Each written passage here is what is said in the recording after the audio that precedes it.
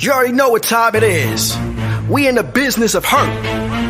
What's happening? Yeah, it's time to shine. Yeah, it's time to grind. I'ma take anything that is gonna be mine. I'ma hurt anybody trying to cross that line. I'ma hurt anybody for not paying on time. Man, they ain't hearing me. Hold on. Yeah, it's time to shine. Yeah, it's time to grind. I'ma take anything that is gonna be mine. I'ma hurt anybody trying to cross that line. I'ma hurt anybody for not paying on time. But we come on the scene, y'all better respect us. We play chess to hurt. We don't play no checkers. We get paid to hurt people. Y'all about to witness, cause we are the hurt business.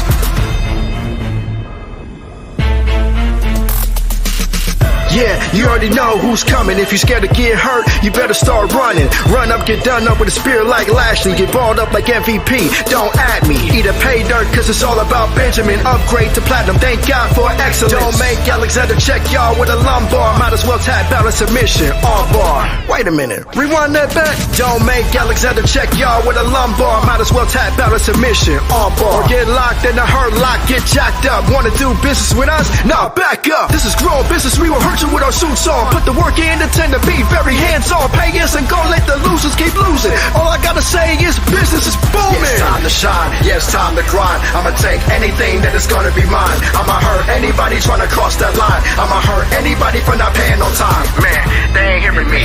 Hold on. Yeah, it's time to shine. Yeah, it's time to grind. I'ma take anything that is gonna be mine. I'ma hurt anybody trying to cross that line. I'ma hurt anybody for not paying on time. But we come on the scene, y'all better respect us. We play chess to hurt, we don't play no checkers. We get paid to hurt people, y'all about to witness, cause we are the hurt business.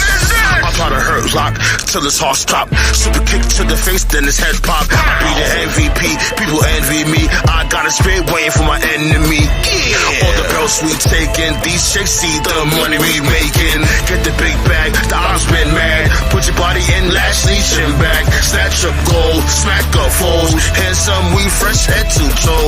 Tailor-made suits for my troops. You wanna choose? Ego boost.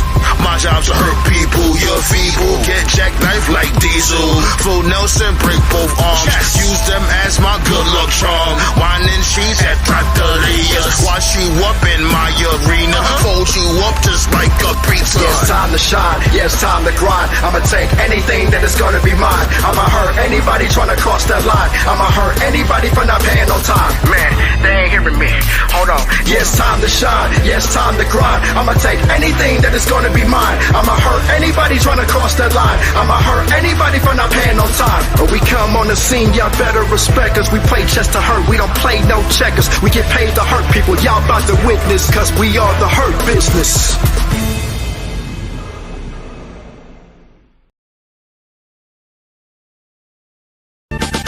One, two. Yo. Fresh white paper, hip-hop maker.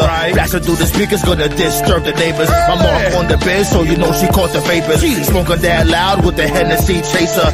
Fly like a pilot, she feeling on my privates. I'm drinking like a pirate and fighting like I'm Irish. But I know to be a tyrant. The track is really biting. I'm getting real excited. Ain't no time for biting. Lyrical stamina, bring it to an amateur. Pussy slam dancing up, probably on camera. Daily illustration, it's been a hood favorite. Mr. Illy Bang, stay street like the pavement. Architect with the bars, got my weed from Mars. Winning from my slap, will leave your face scarred. Respect my cabinet, put you in the emblem. Light you on fire, so Sage can light a cigarette. Your balls don't got venom just like me. You can't move crowds just like me. Grew up in the struggle just like me. Smoking that good loud, yes indeed. Your balls don't got venom just like me. You can't move crowds just like me. Grew up in the struggle just like me. OTG always succeed. I spit the hot flame just like I was dousing. She rides my cock, her tits is bouncing. Front rush your legs, sweep your face on water fountains. You lost your manhood, still never found it. You think you fly like a child, you're grounded. See you on the avenue, people always clown him. He's an embarrassment, don't wanna be around him. Throw him into Bronx River, go ahead and drown him. The juggernaut of rap, steady like a spike back. Catch him with a pimp strap, spitting that whack crap. I beat a silverback, mixed with a beer. Turn up, mix the alcohol with beer. God that we smoke in the atmosphere. On my way to the strip club, hell yeah. Beats get body, you can't stop me. I love shorty head game and sloppy. I roll with tyrants that's controlling the environment. Keep tracks firing, keep the sheets admiring. All these other bums should be retiring. Give them the pink slip, please just fire them. Most don't got venom just like me. You can't move crowds just like me. Grew up in the struggle just like me. Smoking that good loud, yes indeed. Your balls don't got venom just like me. You can't move crowds just like me. Grew up in the struggle just like me. OTG always succeed. That's right. Card how you mother scunt. Jugging out of rappers in the goddamn building. Word up, BX representative. Smack the shit out the damn. Smack the shit out the damn president. Yeah. What's goody, everybody out there? Council Roundtable signing back in. Episode 108. Don't even hate. What is goody? It's Friday night and I'm feeling right. How y'all feeling out there, B? You already know. Exactly. My boy Black Star finishing the sentence before I did. Hit the hole. The hacksaw Jim Duggan thumbs up. You dig? Yeah, man. You already see the fucking title. The Summer Punk Part 3. Y'all seen Jeff Hardy came back. And, you know, Dolph Ziggler talking about his retirement matches, who we want to retire him. And I'm going to start with that. You know what I mean? I'm going to start with that first until everybody start pulling in. Black Soul said, "Now the summer of Punk will be good. One small problem. It's about a year too late." I don't know. Let's see what AEW does. But it's definitely a strong rumor. It's definitely a strong rumor that this dude is going to show up. Just don't know when. And I get it. You know, I definitely get why they're going to try to get Punk and why Jeff Hardy came back. Is because they're going to be at Wembley. Everybody know that's a big-ass stadium out there. That's a big venue. So they're going to have all hands on deck when it comes to their name-worthy wrestlers. So yeah, B. We're going to talk about it today, man. But before we talk about that, yeah, shout out some birthdays real quick. Why not? You know what I'm saying? I'm gonna start getting back into that shit, like when it comes to this day in wrestling history. But happy birthday to Leon Ruff, Rena Shafir, and this motherfucker, J-E-double-F, J-A-double-R-E-double-T. That's right, Jeff Jack. Happy birthday to those motherfuckers there. Whatever happened to Leon Ruff? Is he still at NXT?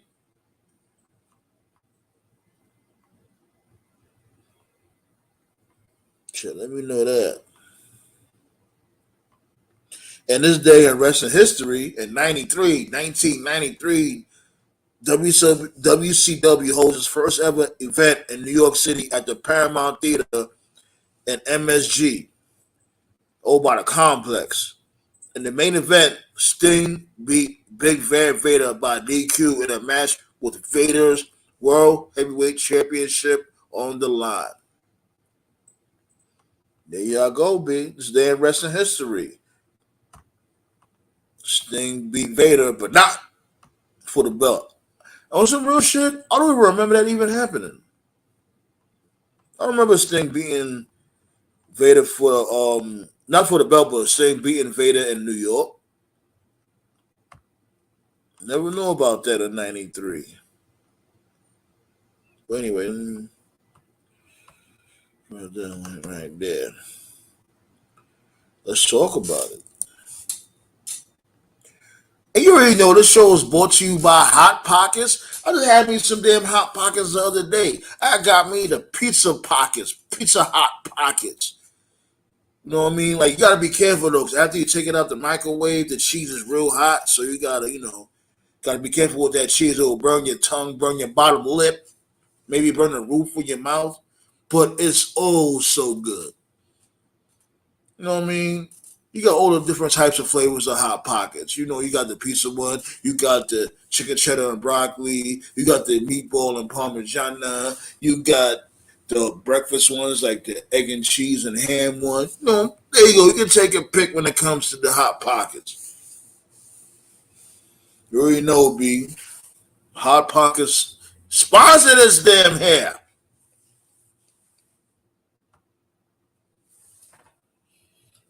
Yeah, man. But, this dude looking like this dude Punk is coming back, man. And they was always throwing hints out there from afar, little by little. But we spoke about this shit on the show that ain't no way Punk was coming back.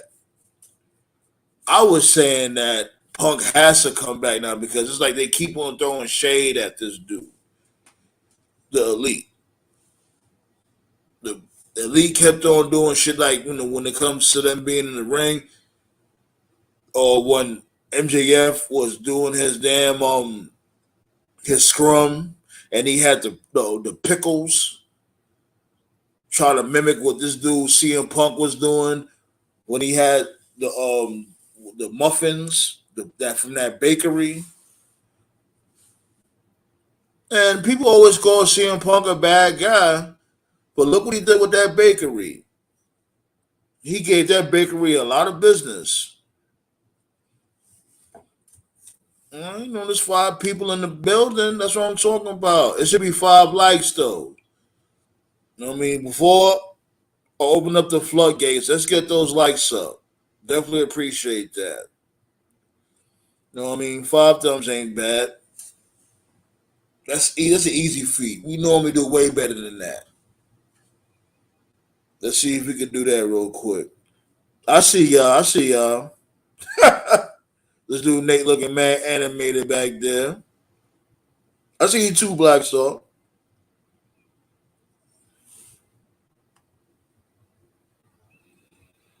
This dude here. Yo, Marcus Brown, you gonna stop being so damn weird. Jesus. Stop being so damn weird. Stop taking everything so damn serious. Relax. You know, act like you don't wear panty them. Relax, no. How I'm sounding. Am I good? Yeah. Yeah, you're good. What's going on? Yeah, this I fuck with Marcus, you know what I mean? He be on putting me on to certain things here and there, but Jesus Christ, relax. I like the old school rap. Yeah, I'm Beastie Boys. Run DMC. Yeah, because not too long ago we was talking about basically my music and shit. He said I got the old school style. Yeah, that's cool. What's wrong with that? No, because I was like, yo, you acting like I sound like I said Kool Moe D, and I was naming old school rappers and shit.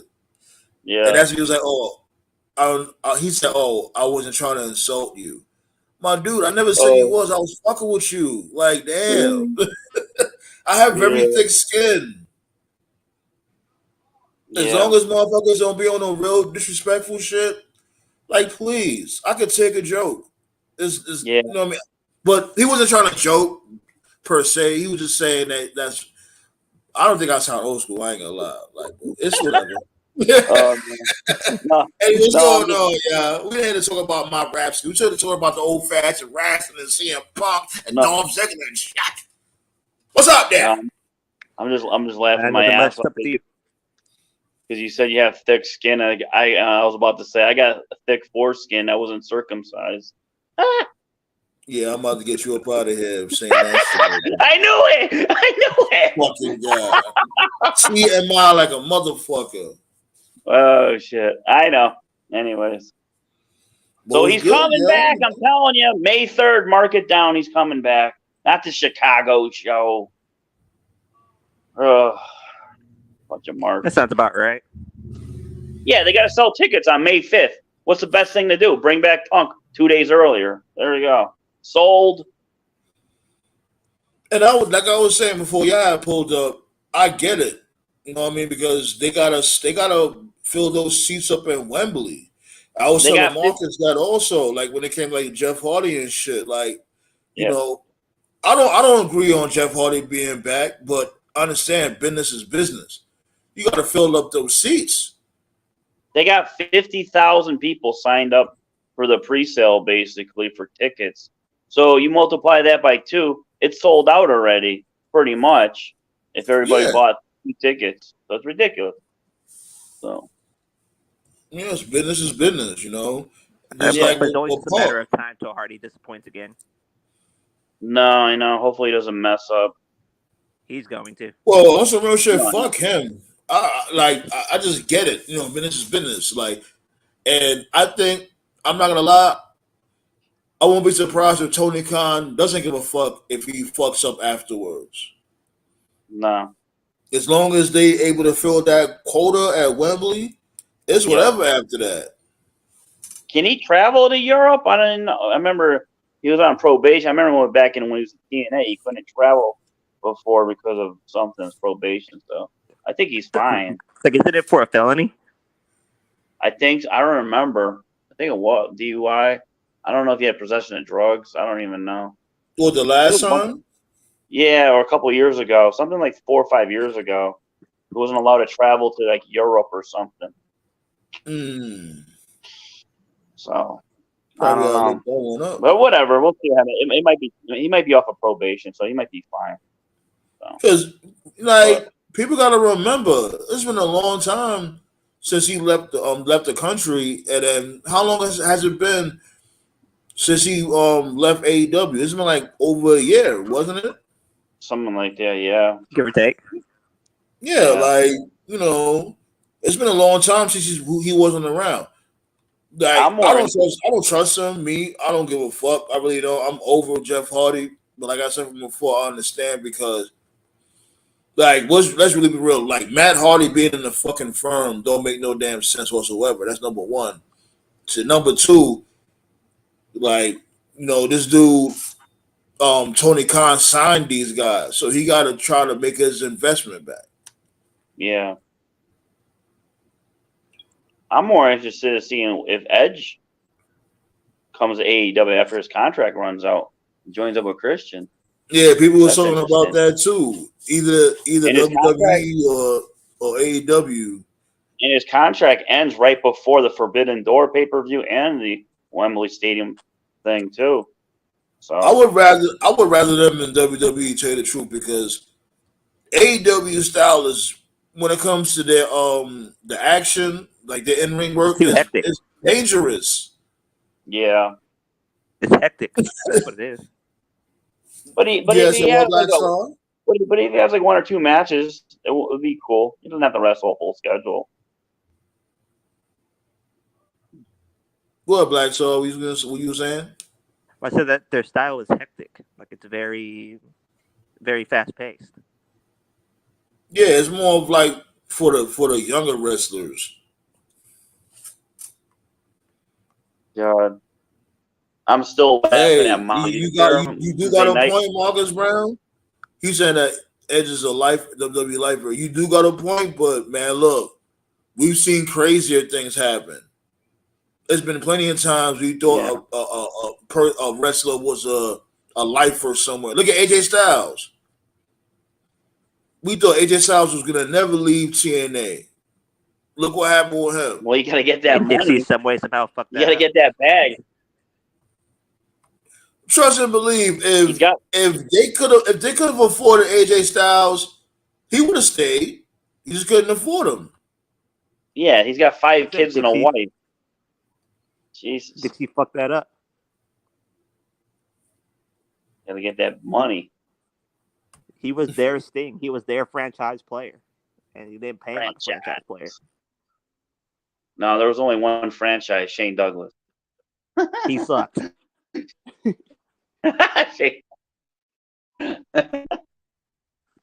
Franchise. Yeah, but he had a cool theme song. Fucking everybody had awesome song in ECW. That's what I love about ECW. Their theme song. Oh yeah. That's Like one thing. ECW stopped giving a fuck except on the WWE. Except on the WWE network. I don't know what the fuck that shit is. The Gangsters is the best one. Well,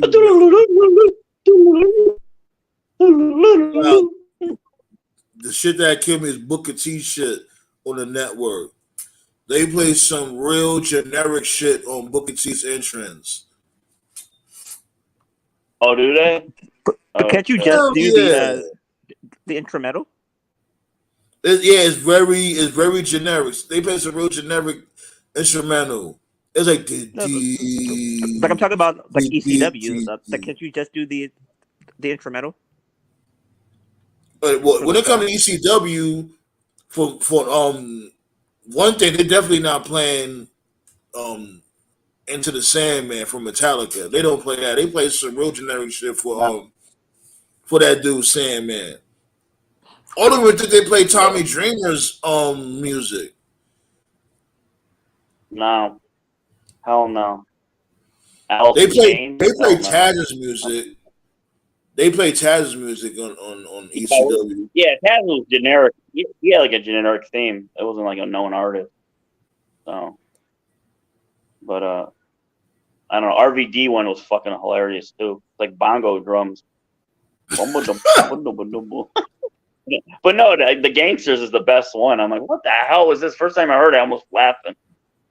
I'm like, what is this?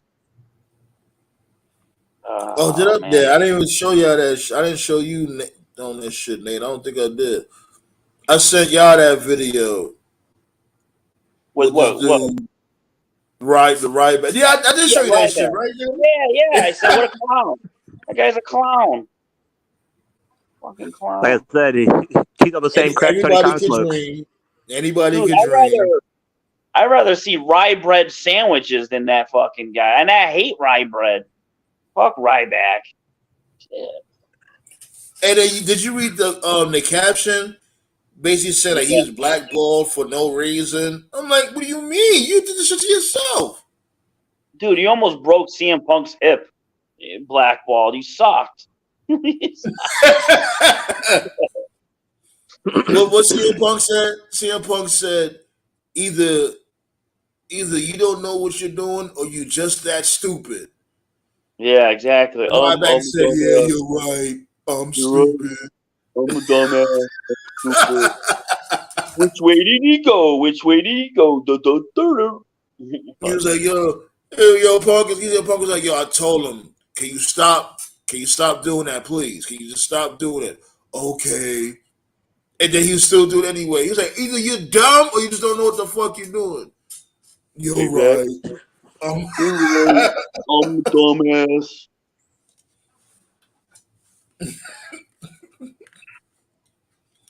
And then you sitting there, Ryback sitting there wishing death on Vince. Like, I never understood motherfuckers that was on that cornball shit. Like, at the end of the day, it's just a fucking TV show. Who cares? I wish Vince McMahon would die so I could get a better product. Come on. Now, what I would say is the product is never going to fully change, or at least partially change, unless he's in the ground. I would say that, but I'm not going to wish death on him. It's just dumb. It's just a TV show. No, this is you know what I just thought of? Just thinking, I guarantee Vince's will, he's got like 10 years of scripts that have to be followed in his will, or you don't get nothing. He's got 10 years of ideas. Oh, Jesus Christ. You don't give the WWE to Stephanie. Yeah, I'm taking it with me. buckle in that. What's going on SmackDown? Y'all watching SmackDown? Nah, I don't watch. I was watching baseball. I don't watch WWE. It's not on where I'm at. I heard that I can't. Tampa Bay is kicking ass. So when? Yeah, well, they're losing tonight finally to Toronto. So, yeah. Oh, so they like what 12? They want to be 12-1. 13-1. Yeah. Oh, 13-1. Okay.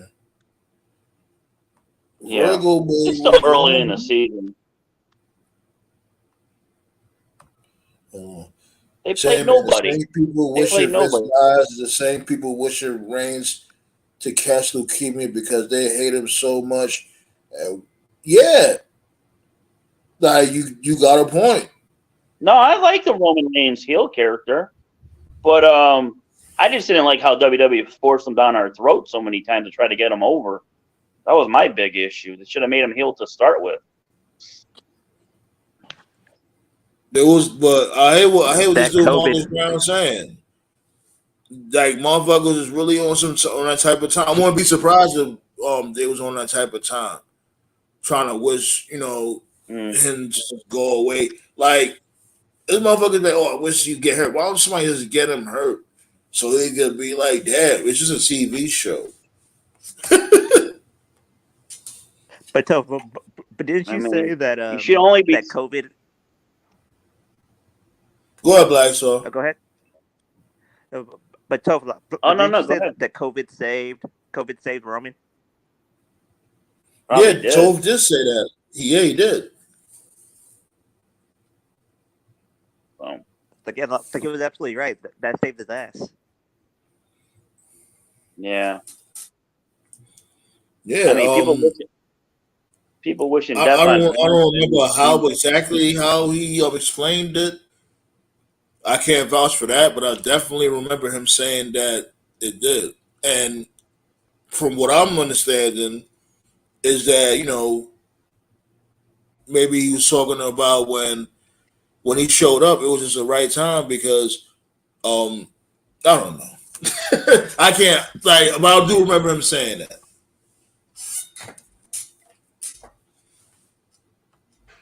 They treat Vince McMahon. Hold on, what? They treat Vince McMahon like he's Osama bin Laden or something. Oh my god! No, he's just a bad booker. But Vince did do some dirty shit. I remember I had to kick some people out the council from before on the Facebook page. They was like I'm telling you, I know exactly what Marcus Brown talking about. Like Ryback is one of them.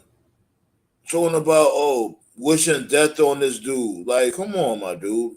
This wrestling will never be that serious. There's a reason why Vince has a no harassment policy in his contract. You heard about that shit. A no harassment policy. I'm just waiting for breaking news. Vince McMahon had future endeavor WWE. What did he do now? The thing that killed me is that, like, damn, y'all gotta give him a no harassment policy in his contract. Like, huh? Oh man! Like, really? You might as well. Y'all really need this dude that bad? Y'all blatantly just said. It's like they blatantly just said he's a rapist right there. He harasses motherfuckers like, come on. Which means he can't travel. He can't. I think he saw the road. I think he still has that lawsuit pending with that. He still has that lawsuit from back in the day, the female referee from the 80s. I think that's still going on. So I thought he paid everybody off. Oh God, what is he getting? No, I don't know. I think that's the one. It might have been. Oh God, here we go. Yeah.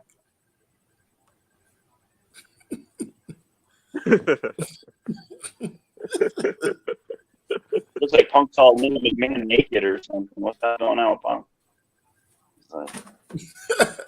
It's clobbering time, pal. Jesus. He about to clobber those ratings. Watch when he come back. Oh man, AEW is gonna hit that mill. Yeah, he's about to clobber Brandon No. Cutler. He's gonna get whacked. Yeah, what was the deal with that? He's just basically saying that he's accusing Punk of gaslighting.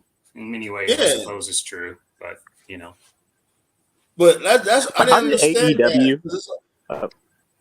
Go ahead. But how did AEW fuck up Jay White in a matter of days? Well, I haven't done anything yet. What are you talking about? Yeah, like what? The whole He hasn't done anything. gold. He only been there for 2 days. He just showed up.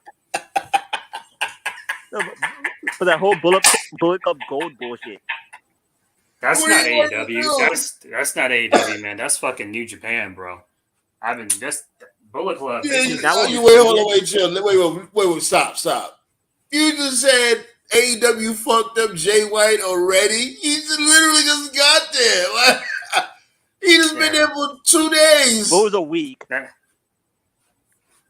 Because then he showed up last week and he showed up again yesterday. That's ghetto, bro. That's ghetto, bro. New Japan, like they're making the same mistake WCW did the NWO, man. Bullet Club, great faction, great run. It's time to fucking call it, bro. I said it was over when they fucking turned on Tama Tonga, said he was the weak link, and said, oh, Carl Anderson and Luke Gallows, the fucking bums, are the better hands. And then Carl and Gallows said, hey, Jay, fuck you. And they went back to WWE when they said they would never go there. So it's like, wait a minute. So you got rid of Tama to have Gallows and Anderson just for them to fucking leave and go back. Now Tama Tonga is a babyface for some reason, which is fine, I guess. But the Gorillas of Destinies are good heels.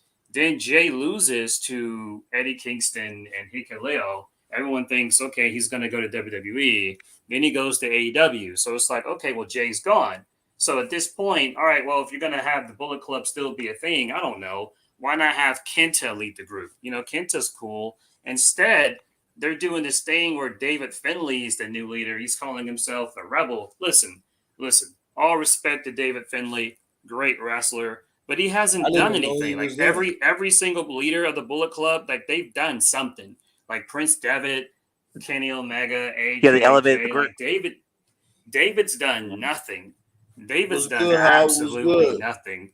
So now David's the new leader of the Bullet Club, and clearly it's a story that's still going. El Phantasmo got whacked. Jay goes to AEW, and now him and Juice are saying they're Bullet Club Gold. That's a New Japan. They don't want it to die. It's they make a lot of money. Bullet Club's made New Japan a lot of money, but it's dumb. It's dumb. You think they're gonna do something like Bullet? You think they're gonna try to do something like Bullet Club versus Bullet Club for the Forbidden Door? Right? Probably. And what makes them all hypocrites is, and why not? Might as well. Shit, we had NWO versus NWO. We had DX versus DX. All stables end up fighting each other eventually. Yeah. What makes them all hypocrites is that they were mad when before AEW was a thing, when the Elite was doing the whole like Cody versus Kenny thing, because Thomas said he hated it, Fale said he hated it. They were like, oh man, it was a bad time for Bullet Club. And now they're doing the same thing. They're fucking hypocrites. They're just mad because the Elite thought of it first. So it's dumb. It's dumb. Just go to war. Shit.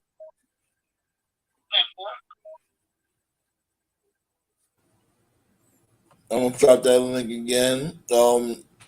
Just in case anybody want to pull up. Just have like fucking Blackpool Combat Club, the Elite, FTR Punk, fucking Bullet Club, everybody. Just go to war in Wembley. Just war. Shit. And fucking Putin's gonna launch a missile. This dude is gonna have all hands on deck. Tony Khan. Man. He got Jeff Hardy. He's gonna bring in CM Punk. He's gonna try to get Mercedes Moné. He might fuck around bringing Trinity Fatu. You might get McIntyre. Onto the Giants' bones. You might get McIntyre. I guess McIntyre is dropping links of WWE. Oh, to answer your question, you said what was the Cutler tweet? So Cutler was basically. No, I see you, Black. I see you. Cutler. It wasn't just him. There's other people too. I think it was. Hold on. You're gonna keep your camera on or off? You confusing me, Black. So what you gonna do? You gonna keep it on or off? Off. Okay, there you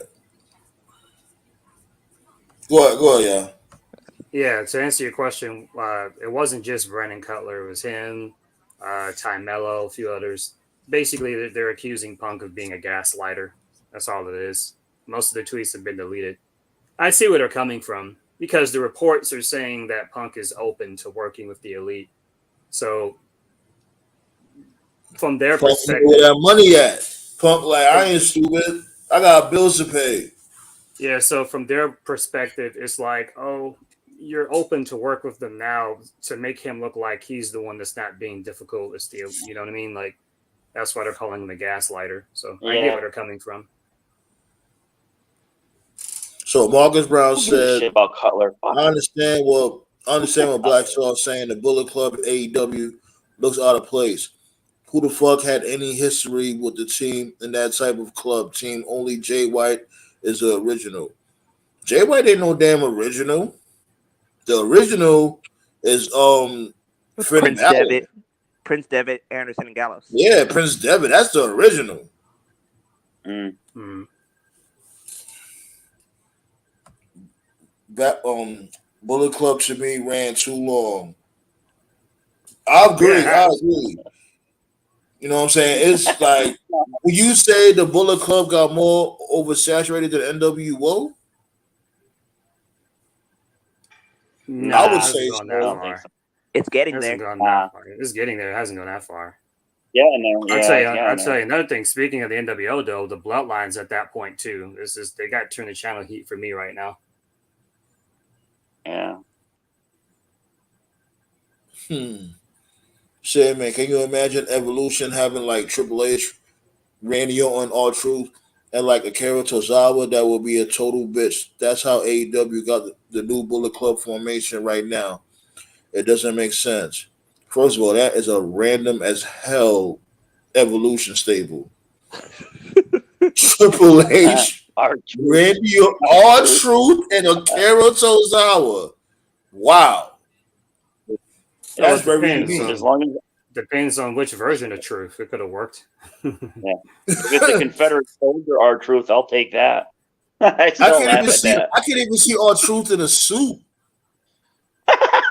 Oh my god! I can't picture R-Truth in no damn suit with those dreads. He look like a damn mongoloid. Oh shit! But no, that's not an AEW thing. That's New Japan. So Jay's clearly still working for them to some extent. But yeah, they should have just called it years ago, the Bullet Club. But you know, it makes them a lot of money, so they keep it going. So yeah, as long as they keep making money, it's like Saw movies are cheap to make, and they make $80-90 million. Keep making them, so they don't make any more money. You know what I like about Saw? Yeah, it may be like somewhat low budget. It's all about the fatalities, though. They always have creative ways on killing motherfuckers, torturing motherfuckers. I hear a lot. Like I'd be like, God damn, that shit make you want to keep your head on the swivel when it comes to them, like how they be capturing motherfuckers. That make you be alert. There's only so many ways you can kill a motherfucker. Not only that, like you know how they just be snatching motherfuckers up. You can just be chilling like do. A dude with a fucking pig mask come out of nowhere and inject you in your ass. And you fucking wake up somewhere in a dirty ass bathroom. That's some Dexter shit. Dude, I missed that show, 1,000 Ways to Die. That show was fucking awesome. That was my shit. Yeah, that was my shit. Guy peeing on the electric fence, his fucking dick explodes and shit. I'm like, what? Shit. Remember, they used to come on right after Impact. I think it was on Impact. WWE shows. They used to come on right after. What was that? What was the name of that show that WWE used to have? I forgot the name of that. She used to come on Saturday night on Spike. Oh, Confidential. Well, I think it was Confidential. Yeah, it would be Confidential, and then 1,000 Ways to Die will play right after That's that. what I keep telling that to people. Everybody's always so obsessed on ratings and shit, you know. And I've always said before, people don't remember what it was that got TNA canned to begin with.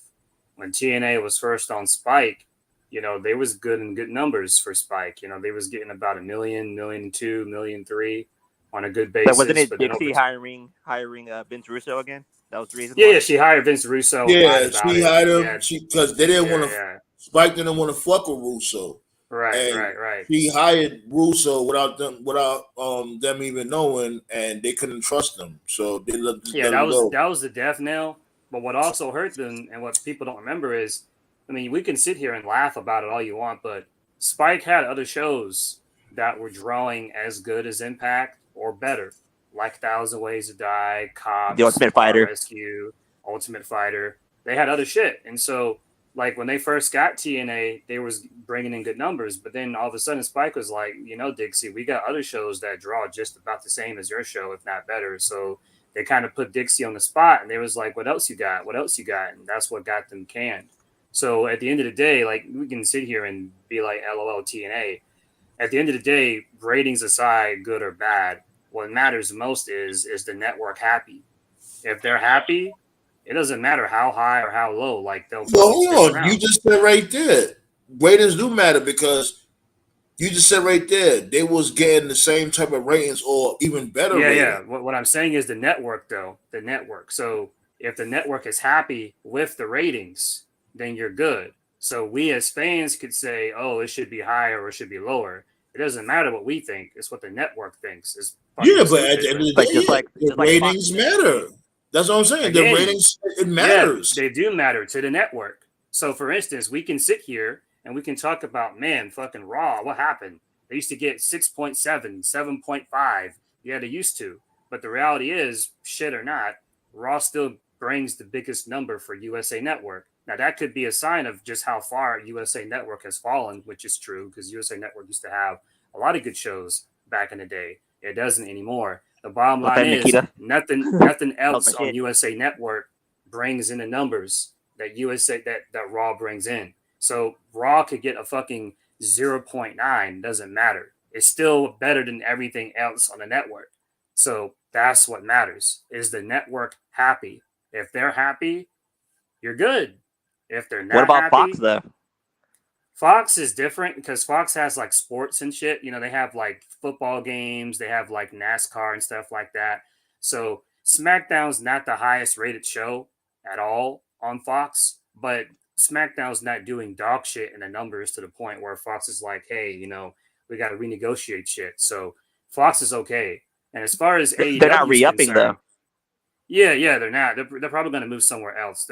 It's better for them to be on the same network anyway in the future. I don't expect SmackDown to stay on Fox. As far as AEW goes, TNT don't really have shit anymore. Like, TNT is like, they got NBA on sports and everything else. I'm going to go get my charger real quick. Y'all go ahead. I'm going to get my charger. Yeah, okay. TNT just has like NBA and just a bunch of reruns and shit. And all TBS has is like baseball and just reruns of old shit. So and the Big Bang Theory. Yeah, Big Bang Theory, exactly. So like they don't have anything that's really drawing good shit. Like it's not like how it was like 20 years ago or 30 years ago and stuff. So like they're happy with the stuff that AEW is doing. Because the thing about AEW is that like they're getting more shit. They're getting like I don't watch it. Like they got the All Access stuff. There's rumors of a Saturday show. So the fact that they're getting more stuff, that shows that the network is happy. So fans just need to focus on that. You know? I heard that NBC might get SmackDown. That would be cool. Yeah. Yo, whoever that is, I think that's you, Terrence. Can you turn that down in the background, please? My bad. I'm kind of watching Rampage. He has AEW in the background. What's going on in Rampage? Give us an update. It's the main event now. It's Sean Spears versus Jungle Boy.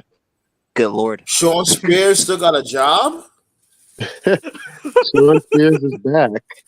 Last I checked, let me find out. I'm happy he's Last I checked, he was on maternity leave. He just had a baby. Yeah, what happened was his wife got pregnant and Congrats his to mom him. died. That's what happened. Yeah, Oh he was. wow, well, condolences. Yeah, I didn't even know that. So condolences to him. That's crazy. Yeah, yeah, man. There's rumors that he wants to come back to WWE. There was rumors, but I'm pretty sure. I'm I think pretty it's sure. dead Well, now. But yeah, they're Did dead now. did Like to FTR make me, their announcement? yeah, they signed a 4-year deal. yeah, they Nice. FTR just re-signed. Brian Cage re-signed. Yeah. So yeah, Yeah, I told like I y'all don't. And you FTR even wasn't blame going them. anywhere, man. You already know they was gonna resign. You know, I ain't gonna lie. I still think Brian Cage should have went to WWE just to try things out because I think now would have been a better time than waiting another 5 years, maybe. You know, because you're not gonna be on the grand stage in True. AEW. At least when you go to WWE, there's a window for you could think like, you know what, I could be optimistic on this. Maybe something might happen if I work hard and do something over here because he definitely has a look and he's very agile. Like look at Keith Lee. Only difference is with Nah, Keith bro. Lee, he was Nah, he made fat. the right move. He made the right move. He ain't gonna be shit in WWE. I don't know. I think him in He can't NXT. talk. Listen, I love Cage. He was one of my favorite dudes from Lucha Underground, but he can't talk at all. But a He wouldn't lot of do it. motherfuckers can't talk. It doesn't matter, bro. He can't. So, As He a matter made of fact, we were he saying the made same thing a about Roman at first. Look at him now. He's like a promo god now. Roman has some charisma to him. Brian doesn't got that. Suffering succotash will make the difference. you know. Oh my god. I don't know who wrote that, but god damn. Yeah, I told y'all FTR wasn't going anywhere. They were working everybody from the beginning. They ain't going anywhere. I mean, I knew FTR was going to stay with AEW. I mean, Tony Khan has literally got them protected, just like MJF. I think the biggest free agent out there now is Omega. He hasn't signed his deal yet. What hurts Brian Cage is not his fault. He's a big dude, but like he doesn't work like a big dude. He works like everybody else. So he doesn't stand out to a casual fan. He's a good worker and he's got a good look. But like I said, he's a big dude, but he doesn't, like, as an example, a guy his size should not be out there wrestling a competitive 15-minute match against, say, a Darby Allin or a Jungle Boy. But he does because that's how he works. So if a dude like him, Cage is about 10 years too late. 10 years too late. Yeah, exactly. If he was around like Brian Cage right now, if he was around like during Ruthless Aggression era, he'd be a top dude. Or if he was like an Attitude era, he'd be a top dude. But like in this era of wrestling, it just doesn't work. The only place I could see him being a champion, I could see him being a champion like Ring of Honor or like New Japan, where it's like all about work rate and like nobody gives a shit about anything else. If he was to go to WWE, I guarantee you he would go to Raw and he would have like a fucking 20-minute match of Dolph Ziggler. It's like, why? He should be squashing Ziggler in like 2 minutes, but that's just how he works. It doesn't work for him. But he's a great athlete, you know. I think he'd be good at NXT. I think they would treat him like a god at NXT. I mean, true. NXT is the closest WWE has to the Indies, so I could see him on NXT if he ever went over there. Like on some real shit, I don't see. I don't mean to control my dude, but give me 1 second. I'm gonna let you go right after me. I just don't see like this dude on like a grand scale, just like how Tony Khan don't see him on like a big scale or whatever. He's always going to be looked at as the henchman or the bodyguard, what may have you, the right hand man. NXT, I'm telling you, he could have flourished in NXT. Maybe he could have been a bodyguard there for somebody for a short period of time. Maybe like a Grayson Waller or something. He could have been his bodyguard until he eventually turned on him and became a big face in NXT. They could have did that. I just think some wrestlers. Hold on. Go ahead. Let Chihara go. Go ahead, my guy. Go ahead. Yeah, but that would have been his ceiling, though. I said the same thing about Adam Cole too. NXT was Adam Cole's ceiling too. Brian Cage wouldn't have blew up on the main roster. Yo, you A lot killing of me. Don't people. ever do that to Adam Cole ever again. Adam Cole is one of the greatest. No, I love Adam Cole, but Adam Cole was never going to get treated the way he should have on the main roster, and you know that for a Baby. fact. And you know that for a fact, especially considering the fact that when Bruce Pritchard was doing all the writing and creative, he never saw Cole as a main eventer. It's funny you mentioned that His because promos would put him there. There's still some people who are like, oh no, he would have made it, and we already have proof of it. Look at guys like Gargano. The dude's dead in the water. Comes out each week and gets like no reaction at all. And Gargano was like the same kind of worker that Cole was. So if Gargano ain't doing shit, Cole wouldn't be doing shit either. Cole's promos would separate Cole and Gargano. I mean, you can say that, sure. I'm just simply saying that as far as how they work and as far as how they're treated, they're the same. So, I mean, some people are like, oh. I mean, you got a point. You got a point there. But what I'm saying though is, as great as Adam Cole is, he to me should be where AJ Styles is, in WWE. But he was never going to get that treatment because they never saw him. All they see him as just another vanilla midget. I think AJ Styles got some good ass Jewish lawyers. That's how he was able to get away with what he got away with. It would have been a crime if they would have buried AJ, bro. Come on. Like, yo, because I remember from before, everybody was like, oh, AJ's not going to go to WWE because they're going to switch him up. They're going to change his name. He's going to be in the Cruiserweight division. This dude showed up in the Royal Rumble just like how he was cross seas and everything. It's like miraculous. He went through those little, setbacks, but it was like, wow, they really booked him how he was supposed to be ultimately booked. But AJ adjusted. He adjusted quick, and he adjusted. Right. And he adjusted not everybody can do quick. that. Not everybody can do that. Some people, and it's not me attacking anybody. When you go to WWE, they have to put their stamp on things. They have to put their stamp on approval. Some wrestlers can make it work, and some can't.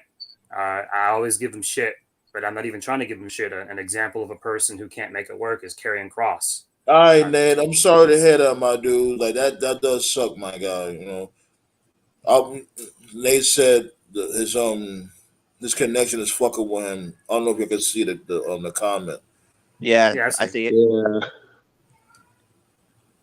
Yeah.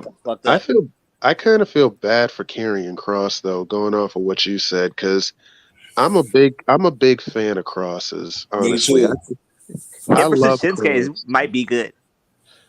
Well, I've said from the beginning he's boring. There's nothing there. I disagree. I think it's all about the booking. That's the thing. It's the booking. Bro, there's nothing special about him. He can't do anything in the ring. He's boring. He's vanilla. He's dry. He's got a cool look. He's got a pretty girl. That's it. There's nothing else there. That's it. The one thing that I heard about SmackDown tonight was that him or Karrion and Shinsuke are about to start a program. Yeah, I saw that too. It's an interesting match, but it should have been on a bigger scale. When he was getting the monster push in NXT back during COVID, I said this dude's trash, because every single person that got the rocket up the ass push in NXT, at least there was something in their resume that like made it make sense. Like when Bobby Roode, when he got the rocket up the ass push, I was like, well, that dude was the face of TNA at one point. When Adam Cole got the rocket up the ass push, I was like, well, this dude was the face of Ring of Honor. When Nakamura got the rocket up the ass push, I said that guy was the face of New Japan Pro Wrestling. But then when Karrion Kross got the push, I was like, what's this guy done? He's never been a face of Impact or Ring of Honor or Lucha Underground. Like, he's just some. Was he the face of Impact? No, he never was the face of anything. He was just a random independent wrestler who would just have a cup of tea. That's not entirely true. He was the face of. He was undefeated for over 2 years on AAA. Nobody cares about AAA, bro. No offense to AAA. I'm just being honest. Not American fans. American fans don't watch AAA like that. Maybe a few. Oh man. But the way Conan is talking, like I said, believe it or not, that was the very first wrestling match I ever seen in my whole life from AAA. So he got his big push on NXT, and he was killing everybody. He was killing Pete Dunne. He was killing Ciampa. He was killing Adam Cole. He was killing Gargano, and he wasn't moving the numbers. He wasn't moving the merch. I was like, this Cole dude actually is killed him. boring. Killed him in a promo, though. Right, exactly. When everyone talked about Jeff Hardy killing him, no, he was dead when Cole fucking exposed him. And to this day, I still want to know who approved that. Who said, "Oh yeah, that's a great idea. Let's have Cole go out there and just he murdered him." Yo, I was like, yo, I'll never forget that shit. I was watching the shit when it happened. I'm like, yo. That's when he died right there. He was dead after that. Vince just finished him off. But Cole killed and not only right that, there. Scarlett's pussy got wet. You seen Scarlett's pussy get wet when he said that shit. That's how much of a rock star Adam Cole is. Her pussy got wet. Made him look like a fucking mongoloid. Man, listen. I was like, damn. He needs to go back. And like I said, we're gonna blame Triple H for this shit too. You brought this dude back to get at Roman Reigns, and you fumbled that bag. Yeah, just dropped it. What's sad is that that would have really reignited his shit. Like if he would have got at Roman Reigns, even if he lost, he would have still had some legitimacy. Even if he would have lost, it still would have been a good move on his resume. Like, you know what? This guy had a great showing against Reigns.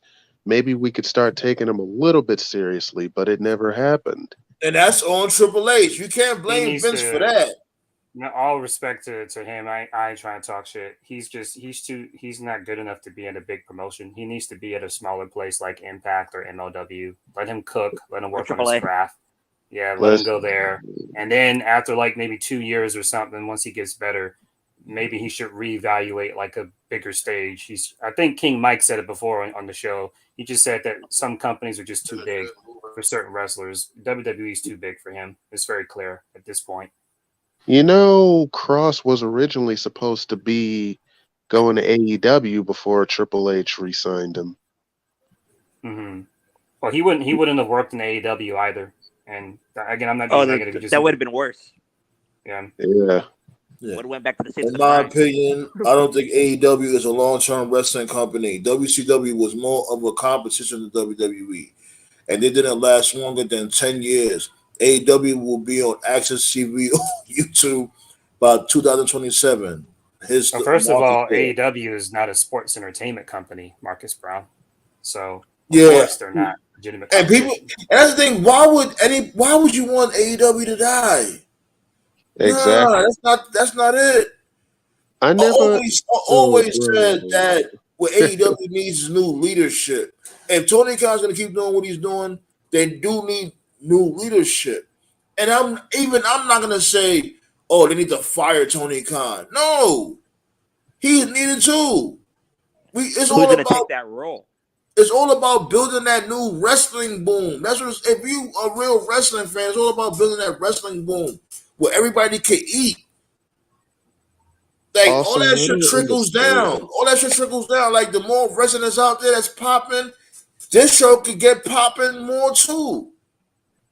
I never understood that, bro. I never understood why so many fans want another wrestling company to die so bad. Yeah. They want a monopoly. That's what they want. It's not good for anybody. Yeah, exactly. And then you taking food out of people's mouths. Now, if a motherfucker's a bum, get him the fuck out of here. I don't give a fuck. That could be any job in the world. If you're a bum, you're fired. Even if you don't like AEW, it's the best thing for the wrestling scene like in the past 20 years. Yeah, exactly. You know you get a choice. You know what I mean? You go like, okay, I don't want to watch that. I'll watch this. Or it's things to choose from. If you're a real wrestling fan, that's awesome. Everything doesn't have to be like, oh, you the top mega superstar, a millionaire wrestler. Like shit. I'm about to go out to the rest of the events that be out here in Kansas City. With these Really? motherfuckers, you know what I mean, $100 matches and shit like that. Motherfuckers get paid like $50 a match. But you know, it's all about the art. Like I'm a wrestling Really, fan with a what it heart. comes down to, and it's really unfortunate because WCW died in 2001, and AEW was founded in 2019.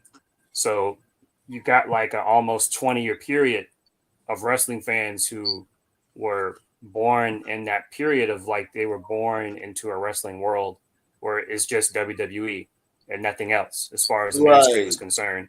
And so you have a lot of fans out there where it's like in their head, and I'm not judging anyone and I'm not saying any names, but you have a lot of fans out there where it's like in their head, they feel like, well, no matter how good you are, if you don't go to WWE, you're not officially good. And like, for instance, right? Like I remember this vividly, right? I was a hardcore TNA fan, like back in the Asylum days. And I remember going like on early boards and shit, telling all the fans that would listen, anyone who listened, I would say like, yo, man, y'all gotta watch like AJ Styles, y'all gotta watch Samoa Joe, y'all gotta watch Jay Lethal. Like, yo, man, these guys are the future. I was like on all kinds of websites in like the fucking 2007, 2008, and so many fans at the time just didn't care because it was just like, yeah, they're cool and all, but like they'll never be at a WrestleMania, they'll never be at a SummerSlam. And then finally, when AJ went to WWE and made his debut in Royal Rumble, then all of a sudden, all the people who were shitting on AJ for so many years because he was, he's wrestling in front of 1,000 people or 500 people. When he finally went to WWE, those same fans were like all of a sudden riding his dick because my God, AJ's so fucking great, he's so amazing. Same thing with Cody. Cody left WWE. He was in Ring of Honor. He was in New Japan, killing it. He's in AEW, killing it. And people, Cody sucks. Cody's overrated. Then he leaves, goes to WWE. And now the same people who are now they're singing his song. Right. They're pissed off on beating him. Like that's really what it comes down to. And that's the thing too. Like my thing is this: just be real. You know what I mean? Either you are a wrestling fan, or AEW fan, or WWE fan. Just be real. Like me, I'm a wrestling fan.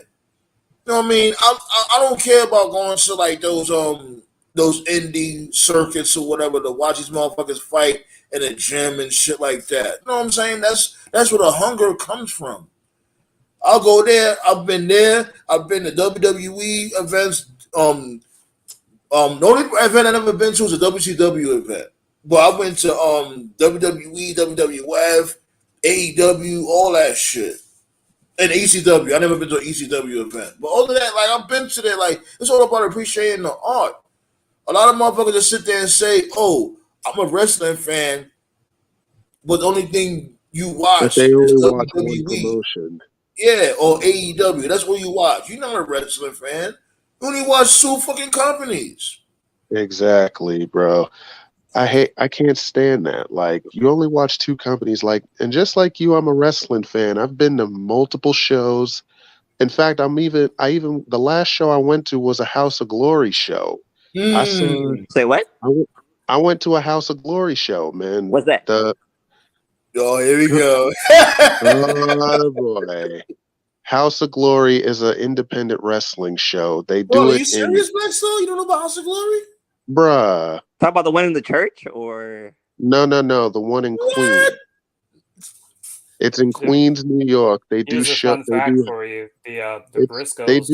They do it right Briscoe here in New wrestled York. his last match at a House of Glory show. Actually, a lot of people been to House of Glory. A lot, bro. Shit, that's Sasha Banks. I never heard of it. That's Sasha Banks' training ground. Yep, she trains with Amazing Red right in Queens. That's like her home base. Yes, sir. Oh, okay. You'll be hearing more about them soon. They're getting bigger. Bro, House of Glory is fire. They be booking like some real fire talents. Cody was there. Cody was there. Show, Cody was there with the show. Yeah, Cody was there with the fucking what's the name of that? What's the name of that company again? He was there with the Ring of Honor belt. Yeah. Oh yeah. Mm-hmm. Bro, the last House of Glory show I saw was Jacob Fatu versus Nick Aldis, bro. Mm-hmm. Ooh. The only thing that wrestling we talked about before, The only thing that wrestling needs right now that'll definitely add some stability to it is there's so Is a much third wrestling. company? We need a solid, legitimate number 3 company, and there hasn't been one for a while now. WWE So what about will always be like number 1. MLW? AEW is number MLW could be a 2. solid 3.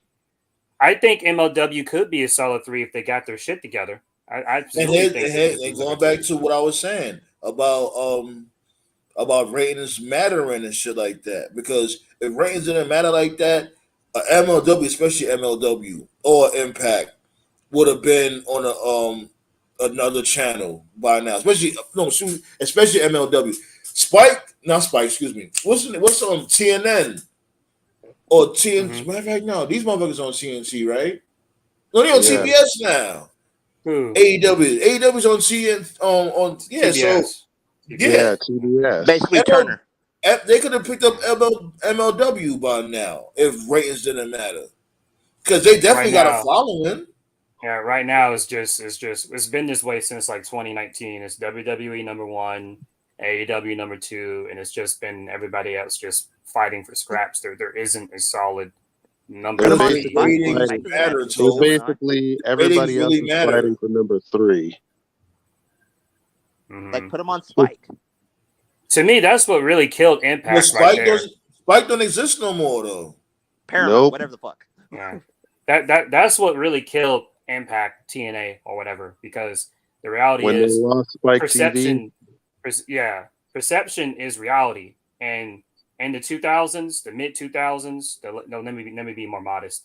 The later 2000s, the early 2010s, the perception at that time amongst the wrestling fan base was if you didn't like WWE and you were tired of their shit and you wanted something different, the alternative was TNA wrestling during the later 2000s, early 2010s. And I say this with respect to all the other companies because anytime there was a big name in WWE that was released or allowed their contract to go, where did they go? TNA. Where did Booker T go? TNA. Where did Christian go? TNA. Where did Kurt Angle go? TNA. Where did Gail Kim and Mickey James go? TNA. TNA was the alternative. But then somewhere along the way, TNA stopped becoming the alternative. When did that happen? Why did it happen? That's another conversation. But at some point, TNA was no longer the alternative. It just became The Hogan era was the beginning of the end. I agree Yeah, it there. was. Right. yes. So right now, Oh the my alternative God, now, yes. the perception now is that AEW is the alternative. And again, that's not an opinion. That's a fact. Because whenever there is a big WWE name that's released or fired or they let the contract expire, where did they go? AEW. Where did Danielson go? AEW. Where did Cole go? AEW. Where did CM Punk go? AEW. You see where I'm going with this, right?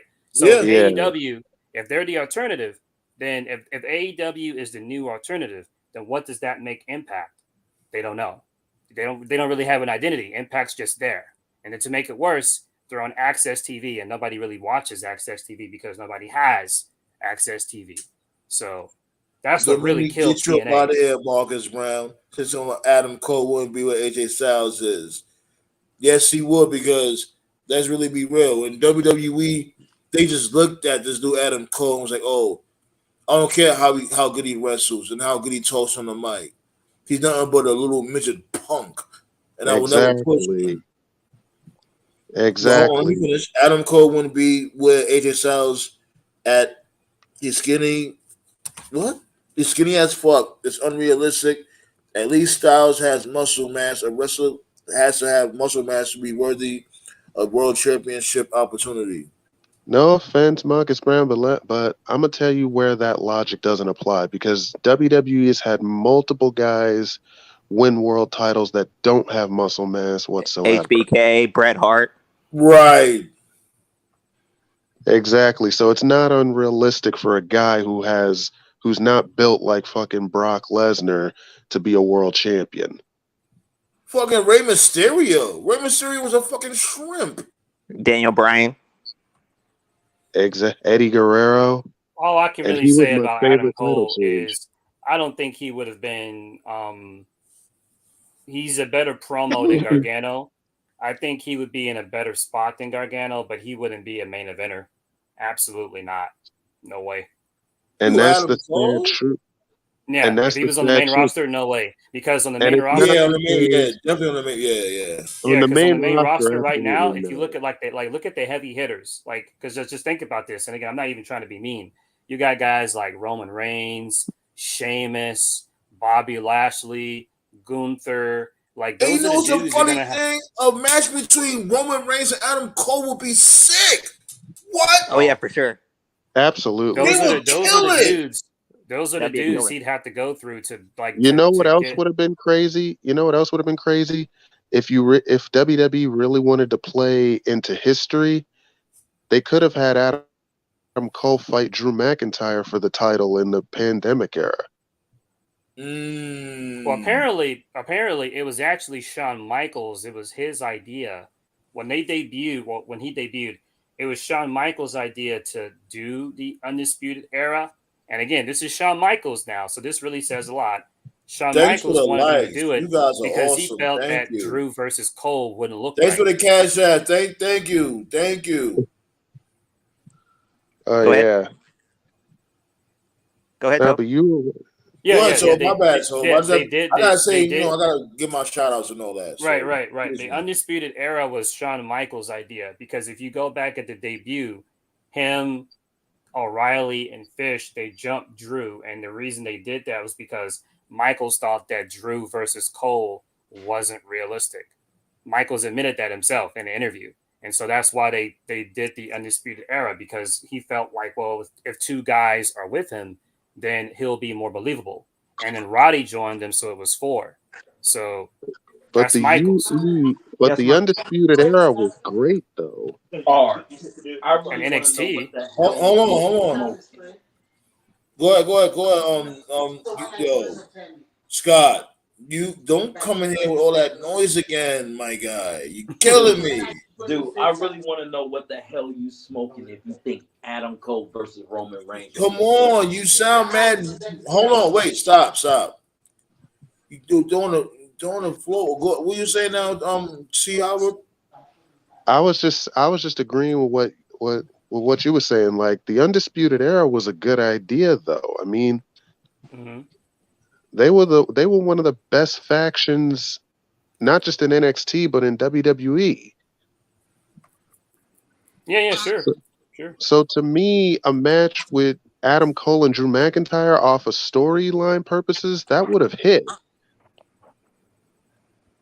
You also got to remember that NXT and the main roster are different audiences.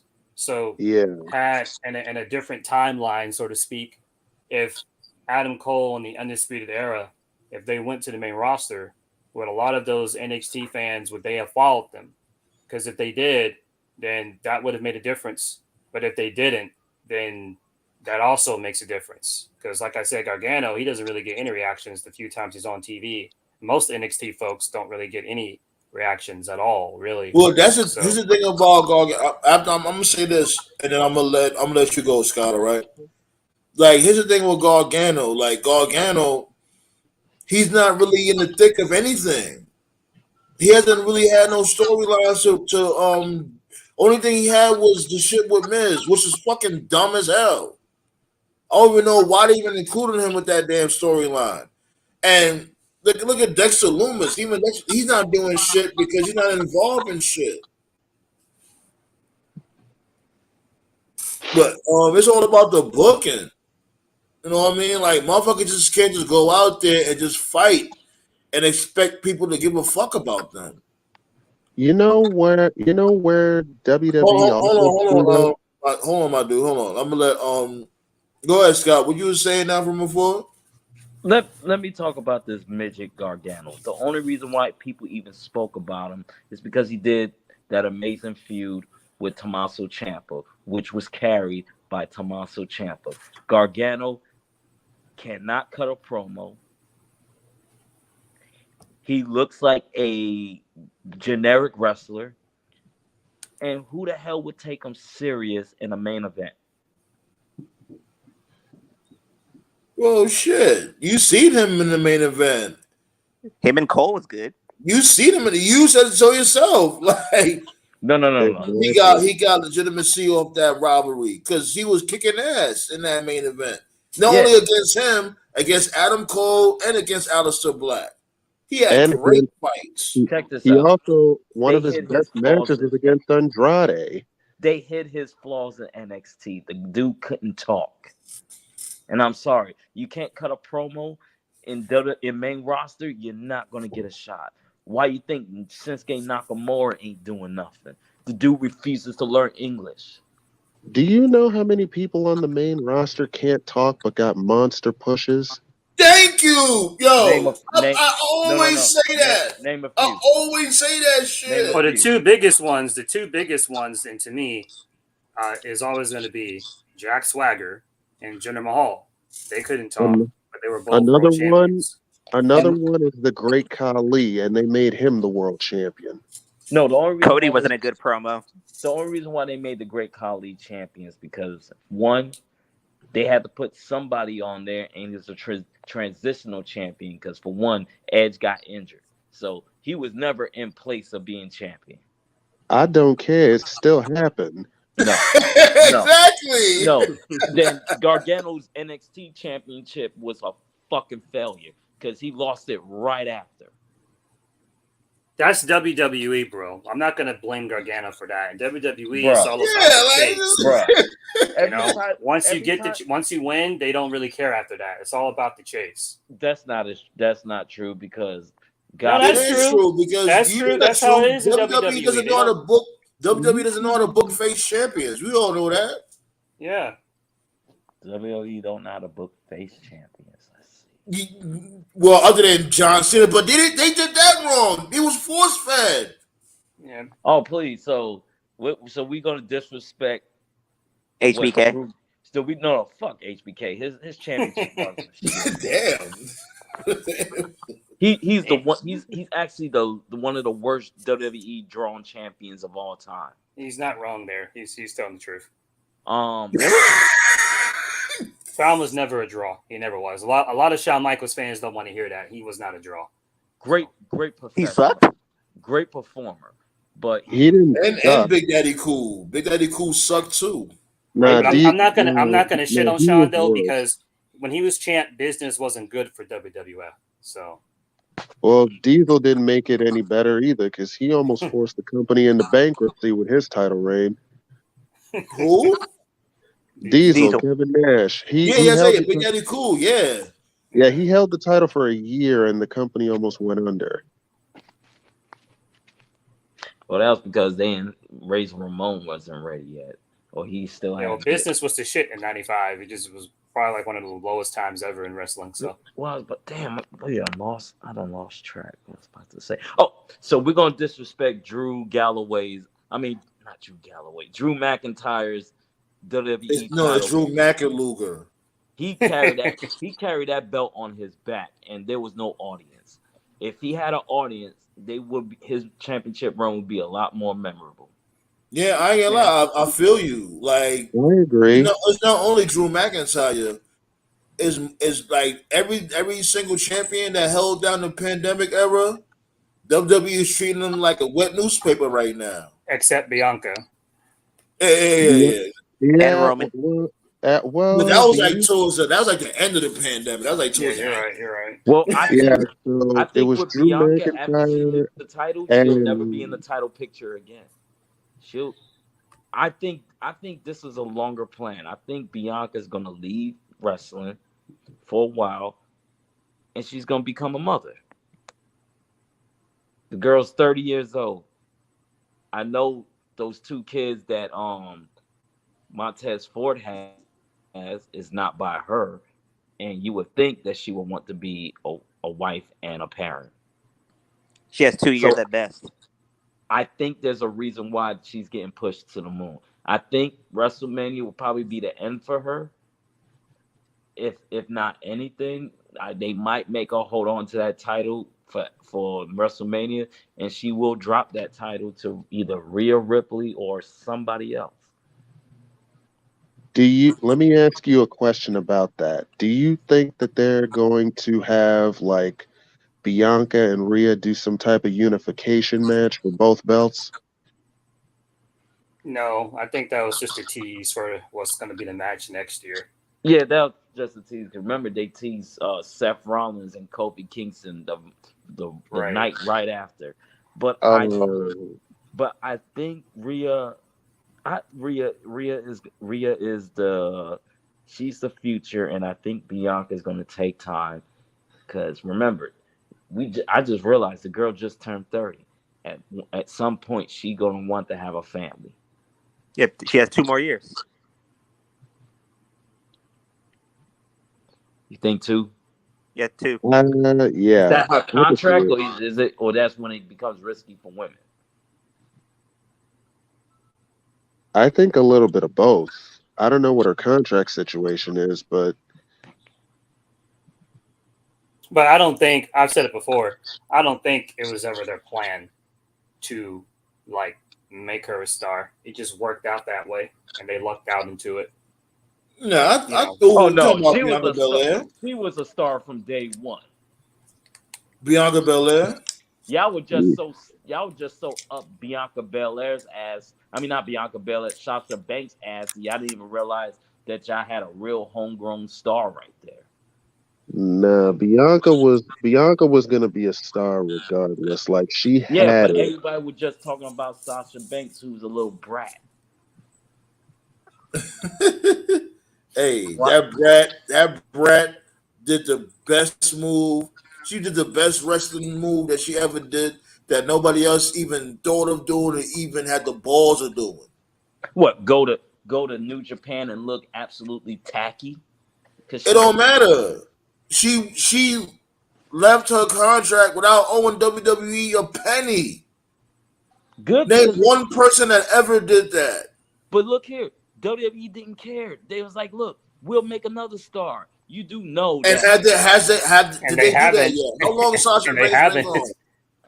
Sasha Banks been gone for close to almost 1 to 2 years, right? And did they build another Sasha Banks? No fucking need Sasha Banks. There's another star who's gonna take over. And what's taking them so long? They don't got any, bro. What's taking them so long? Actually, they do. She's coming from NXT. She's in development. What? Who? You do realize who's in control, right? Vince McMahon. Who does Vince? What I realized is Vince McMahon was in control when Sasha Banks was there. What I realized, bro, what I realized is, as it currently is, the fans don't care about the girls in WWE. Blondes with big titties. That's not true. Vince has a fetish for any blonde chick with big boobs. He pushes them to the moon. And there's one sitting right there just waiting. Who cares, bro? If the fans don't give a shit, none of this matters. All I know is I saw WrestleMania. You can't say that though. You really can't, because if that was the case, Lacey Evans would have been a fucking 10-time champion by now. And the fans don't care about her either. Lacey Evans, her problem is she's not allowed to be a conservative like how the male wrestlers are allowed to be. Nah, bro, it's not that serious. The problem is the fans don't give a shit. That's the problem. I just saw a WrestleMania match with Lita and Trish Stratus, and the crowd was dead. That's a problem. I just saw a match where Becky Lynch, one of the top women's faces in the company, was doing her best to carry a tag match. Nobody cared. Trish turned heel. Nobody cared. The fans don't care about the girls right now. So you know why the fans don't care? Because these are not wrestling fans. These are zombies. This new generation that was born after 1984 don't know how to use their imagination. All they know how to do is I was born in 87. Look, you really have to grow up to watch wrestling. Everybody else are zombies. All they do is sit in their chairs playing with their cell phones. They have the attention span of a 2-year-old. See, I agree with you, but see, here's the problem. I don't disagree with what you just said. The problem is WWE is able to do some stuff to get fans react. They react to the Bloodline. They react to the Judgment Day. Even Rhea Ripley gets pops. To anybody that is in. They only react to people that is the popular thing to do. It's just like rappers. You don't hear nobody, and you may hear the truth. How many times you hear people mention Fabulous and Jadakiss on a mainstream level, but then they go crazy over some bullshit like Nicki Minaj and Lil Wayne. You can't make one Nicki Minaj. She's the queen. No, or you should be ashamed of yourself. Nicki Minaj is the fucking queen. What are you gonna say? She got trash bars. Yes, you can't say trash. You can't say her bars is trash. Why you don't like Nicki Minaj now? She don't talk about nothing. She is not. Are you crazy? I can't believe you don't listen to Nicki Minaj, my dude. I can't believe you like that bullshit. My dude, you gotta listen to her music. She don't only talk about sex all the time. She does have topics at times. That girl was trash. And I listen to like this me talking. You know, I'm a very tough critic. Nicki is a fucking queen, B. She's the queen. You gotta listen to her. Stop listening to that commercial shit all the damn time and listen to her music that she put on her album. No, I don't listen to none of her music because she was trash from day one, in my opinion. Exactly. So come on, my guy. So what you guys were talking about earlier, I'm not a big Adam Cole guy, but what I will say is this. I think that his future is definitely brighter in AEW simply because AEW's roster, just their roster from top to bottom, it's more diverse. Like they have small guys, they have middleweight guys, and they have a few heavyweight guys. Whereas in WWE, like the main eventers, not all of them, most of them are like heavyweight guys, like super heavyweight guys. And AEW, Cole doesn't got to worry about that type of fan perception like he would in WWE. Like I could see Adam Cole going out there with say a Seth Rollins or a Logan Paul or an AJ Styles. I could see that, but and I'm not even being mean. I can't see Adam Cole having a competitive 20-minute match with like a Bobby Lashley or a Gunther or Roman Reigns or Brock Lesnar. I can't see that, and the fans just eating it up. Like to be I don't fair see about it. Adam Cole and Roman's the smallest one out of the people you named. Right, and he would get destroyed. No, but him not. But Roman and Adam Cole will have a good match though. Oh, I think they would. I think they would too. I just don't see the fans just accepting it. I just don't see it. I don't see it. You know, I thought it was. What is that sound in the background? And plus, what sound? I don't hear nothing. I thought it was stupid that Keith Lee had to sell for Adam Cole. You know, but whatever. But he had a good match against Keith Lee, though. Yeah, it was good. It was good. There you go, right there. What noise? Are you going crazy again? There's just more guys. I'm trying to figure out where that feedback is coming from.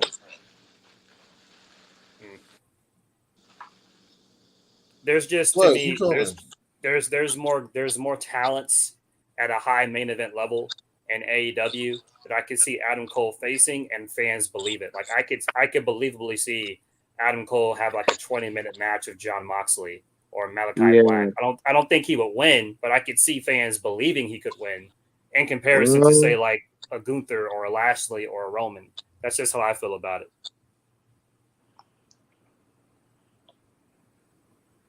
Go ahead, keep talking. Yeah, well, he's about to have a feud with Chris Jericho, so. Oh my God. Yeah. Well, I'm definitely not with that match. That hell no. Like Chris Jericho need to take his ass home. I'm so over Jericho. I'm over it. He need to put his belly in his pocket and go home. Because he's a wizard. I liked his Ring of Honor stuff. You know, the Ocho. Like that was a good run. Yeah, that was cool. I was digging that, and I think they took the belt off him too soon when it came to that.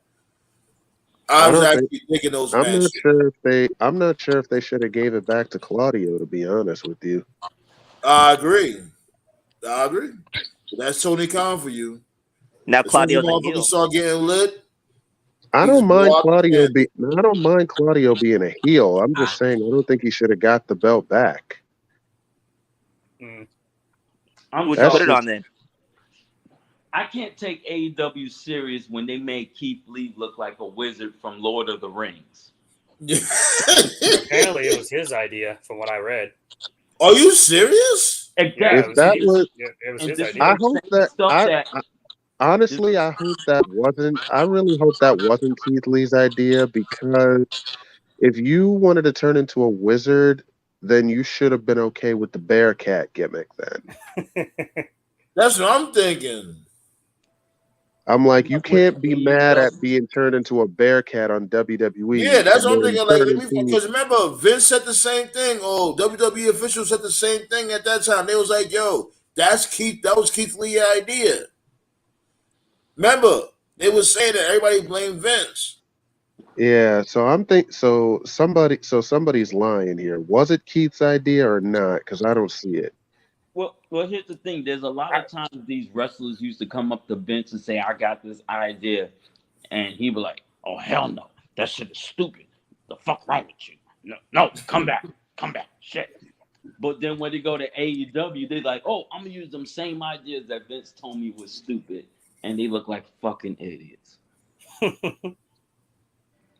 So the thing is, when you got a gimmick and you don't believe in it, it's not gonna hit. Who the fuck is looking for a black wizard in 2020? Whoa. This dude is like the Black Mac Morgan from fucking Impact.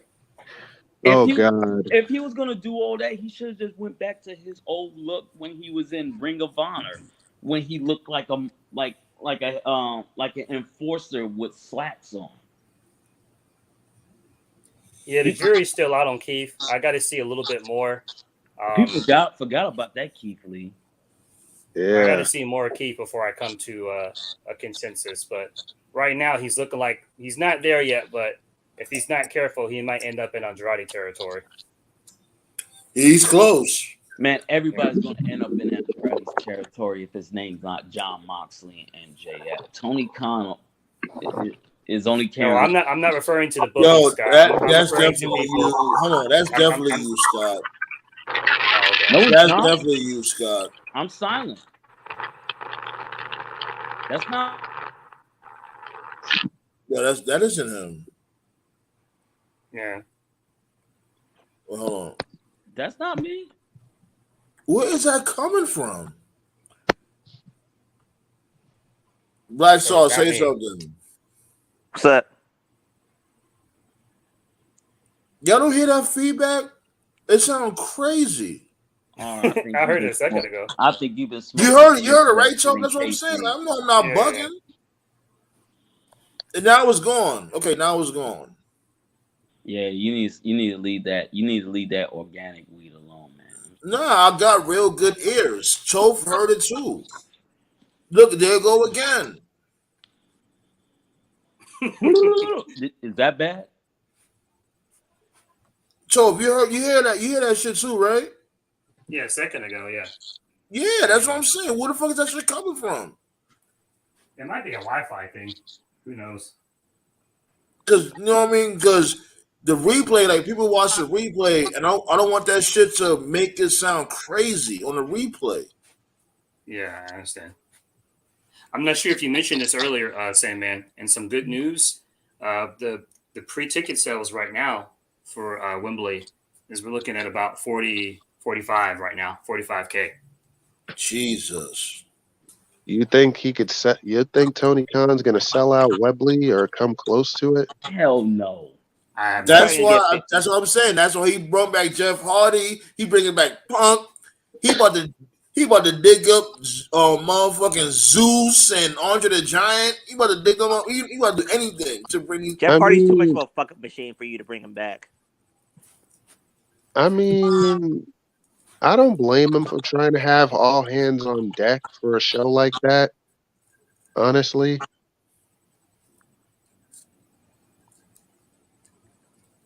Go ahead. I'm excited. I'm curious to see how he does. I'm curious to see what the card is, honestly. I'm excited for it because we talked about this before last week. Wrestling is very conservative now. Too many companies don't take chances anymore. You know, we just had WrestleMania. WrestleMania was a roll of the dice. You know, the concept of professional wrestling, but athletes from the sports world merged with celebrities, like that's a crazy idea for like the early 80s standards. You know, there was no guarantee WrestleMania would have worked. So when they did the concept of it, Vince Except for rolled the WrestleMania dice. 2. WrestleMania 2 was the ultimate shit fest. So Right. I'm Right. gonna tell you what the AEW match is gonna look like in Wembley Stadium.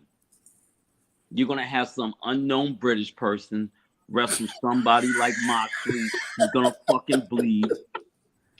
CM Actually, Punk, Mox hasn't bled since he's turned heel. Have you noticed? CM I've Punk, noticed. CM Punk is gonna He did make other people bleed, though. CM Punk is gonna wrestle the Young Bucks. Or Punk it's gonna versus be Omega. CM Punk. I could definitely see Punk versus Or it's gonna Omega. be CM Punk versus Twinkle Toes. Then you're gonna have Jay Cargill wrestle some unknown chick. Then next thing you know, Tiffany who the fuck is their women's champion again? Jamie Jamie Hayter. Hayter. Jamie Hayter is gonna wrestle at MDM, whatever the fucking name is, and then you're probably gonna see Jericho in a shit show with maybe Adam Cole. Yeah, Adam Cole. Oh yeah, we gotta forget. They But gotta have you a realize dumbass- the show's going to They be gotta like have at a the end of dumbass August, 10 right? They gotta have a dumbass 10 superstar ladder match for some future world title match. But For the we Sonic can't predict the card because it's going to be at the very end of August. That'll be like near the end of summer. So who knows what will happen by then? All I was going to say is that I like what they're doing. It's a roll of the dice. And it's cool. A lot of people are saying this needs to be their WrestleMania. I agree, but fans need to realize, be careful when you say that, because when you say this needs to be their WrestleMania, then that means you're also saying that you need to be willing to do anything and everything to get star power on that card. So you don't say that this needs to be AEW's They do. WrestleMania and then be what the fuck if Goldberg shows up. Yeah, Because that's how WrestleMania works. Check this out. AEW Yeah, have Goldberg coming through and spearman MJF. Yeah. AEW needs to focus on having a Starrcade before they have a WrestleMania moment.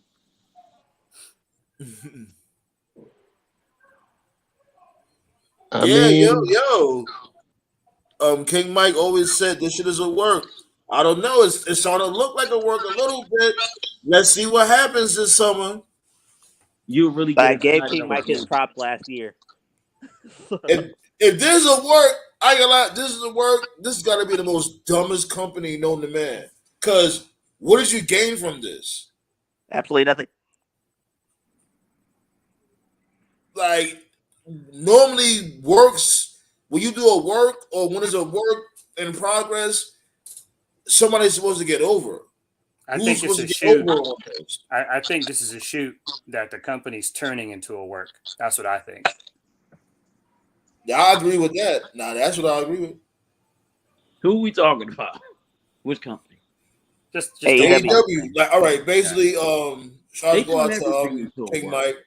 King Mike, he said that that whole thing with the media scrum is a work. I think it was a real incident, and the company is turning it into a work. I think the timing of all of this is very convenient because a couple of weeks ago we had the story of CM Punk on Instagram where he was throwing shade at Mox, was throwing shade at Jericho, was basically calling them a liar and stuff. And then a week and a half later, AEW should start showing a new all-access show behind the scenes. And one of the big stories of that show is the Elite coming back. If you watch the all-access show, they don't I ever watch actually it here and there. Yeah, it's actually a really good show. It's better than on the fucking show. Dynamite sometimes. And what's interesting is on the show, they mentioned that the Elite were suspended, but at no point do they ever mention why or who. It's like they mention it from a third-person perspective, and then all of a sudden, around the same time, Dax is doing the podcast where he mentions he calls Punk, and Punk tells him he wants to come. Just the timing of it all is it's too convenient. You see what I'm saying? Like it's just it's part of one big story, you know. So they're turning it into a work, but the incident itself was definitely not. Shoot, if they want some entertainment, they need to bring my boy Eric Mays into the show. He'll act a damn fool.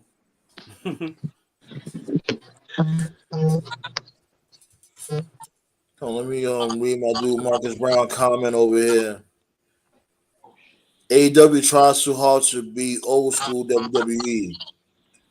Yo, I ain't gonna lie, that shit is really driving me crazy now. Where is that fucking shit coming from? That shit sound crazy. Let me look up the pay-per-view. Hold up 1 second. Let's see something here. Finish this pay-per-view. AEW tries too hard to be old school. WWE is trash booking with all the bleeding ladder. Yo, I'm about to shut this shit down. I ain't gonna lie. Because this shit sounds crazy. Are you on a laptop, Sandman? Or are you on a phone? Or no, I'm on a laptop. Okay. Yeah, like now it went away. Like it's like the more we talk, that's when it comes back. Okay, you sure it's not your Wi-Fi? It might be.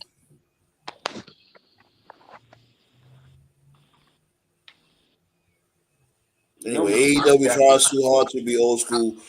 WWE is trash. WWE is trash booking with all the bleeding ladder matches and like tournaments. It kills the concept.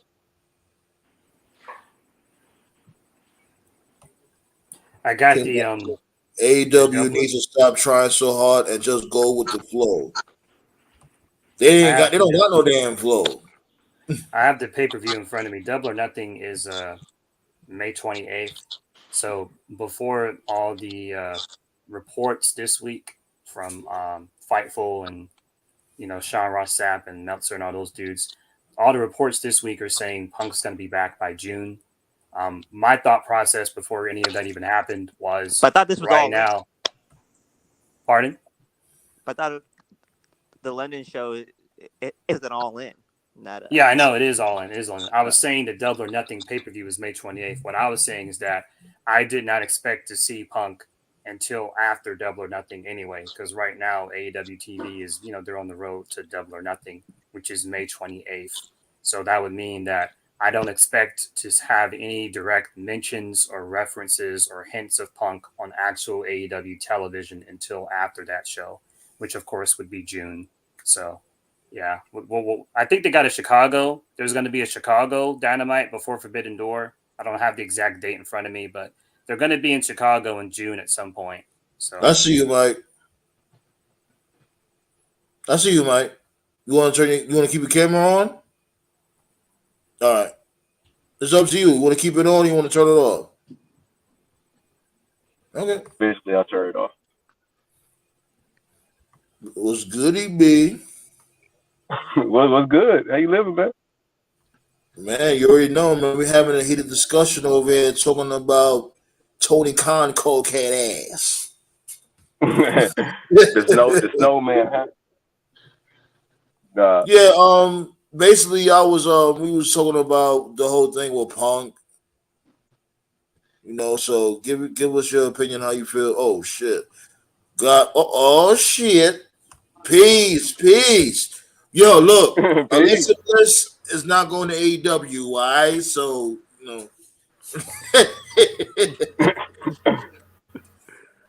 What's good, Malik? Please. Peace and blessings to the panel. How y'all doing? Doing good. All right.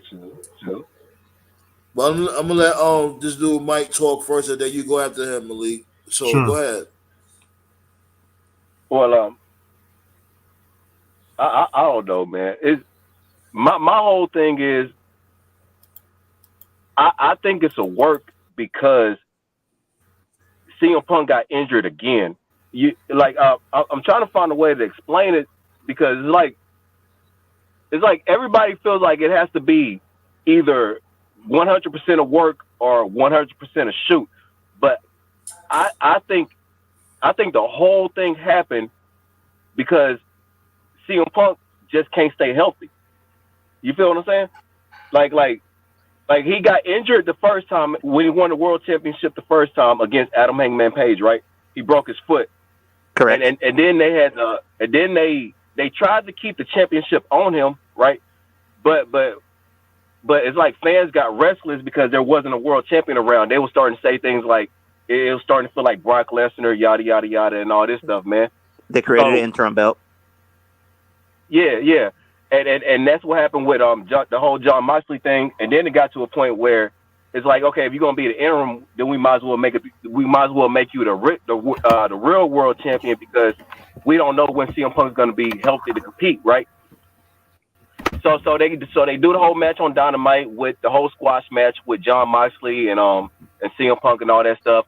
And then, but if you notice the way they did that match, it left the door open for CM Punk to come back for the rematch. You feel what I'm saying? So right. So I'm thinking that all of this is going down because CM Punk can't stay healthy. If CM Punk would have stayed healthy the first time, then none of this shit would have happened. And especially the second time. Second time, when he tore his tricep, if that would have never happened, I believe that whole scrum incident would have never happened. I believe the alleged backstage fight stuff would have never happened. But because CM Punk got injured again, they had to figure out a way to write him off of television, and this is what we get now. And now they're finding a way to write him back on television, and it's like people are they're treating it realer than what it is in my opinion. But here's the problem: no one's gonna ever believe anything that AEW produced or anything that AEW comes up with, because everybody's going to assume that it's a work. It's a work, right? I think especially they went through this whole legality shit. You know, they said there was a whole investigation. But they also said there was an investigation for bots. How that turn out? An investigation for who? I think this is a case of mistaken identity. That's what I think this is. Because how this all started, that's a good point, King Von. But not King Von, King Mike, my bad. King Von? I said King Von. I got confused. There's another guy I know named King Von. King Mike. Yeah, we know who King Von is. Yeah. This is a case of mistaken identity. Because how this all started was the leaking bullshit. Because someone in AEW thought that Punk being brought into AEW was basically fucking over Colt Cabana. Because right around the time Punk showed up, Colt disappeared. So we don't, still to this day, we don't know who was leaking this information. Punk believed it was the Elite. All the usual suspects, your Sean Ross Sapps, your Meltzers, all them, they said the Elite told them nothing. What I think happened is I think the leaker was Jericho, because Jericho clearly doesn't like Punk. Punk doesn't like Jericho. He's very passive aggressive on Twitter, Punk, that being Jericho. And I think what's happening is Punk is like, oh shit, what if it wasn't the Elite? What if it was Jericho? You see what I'm saying? Now you're hearing all these reports about, oh, he's suddenly open to working with the Elite now. Why is that? Why? Well, what's the change? Unless he figured out it wasn't the Elite and it was someone else. That's what I think. Or unless they were using the dirt sheets as a catalyst to get the story over. Yeah. You know what I'm saying? Because I think Dave Meltzer, Sean Ross Sapp, and others, I think they're in bed with AEW.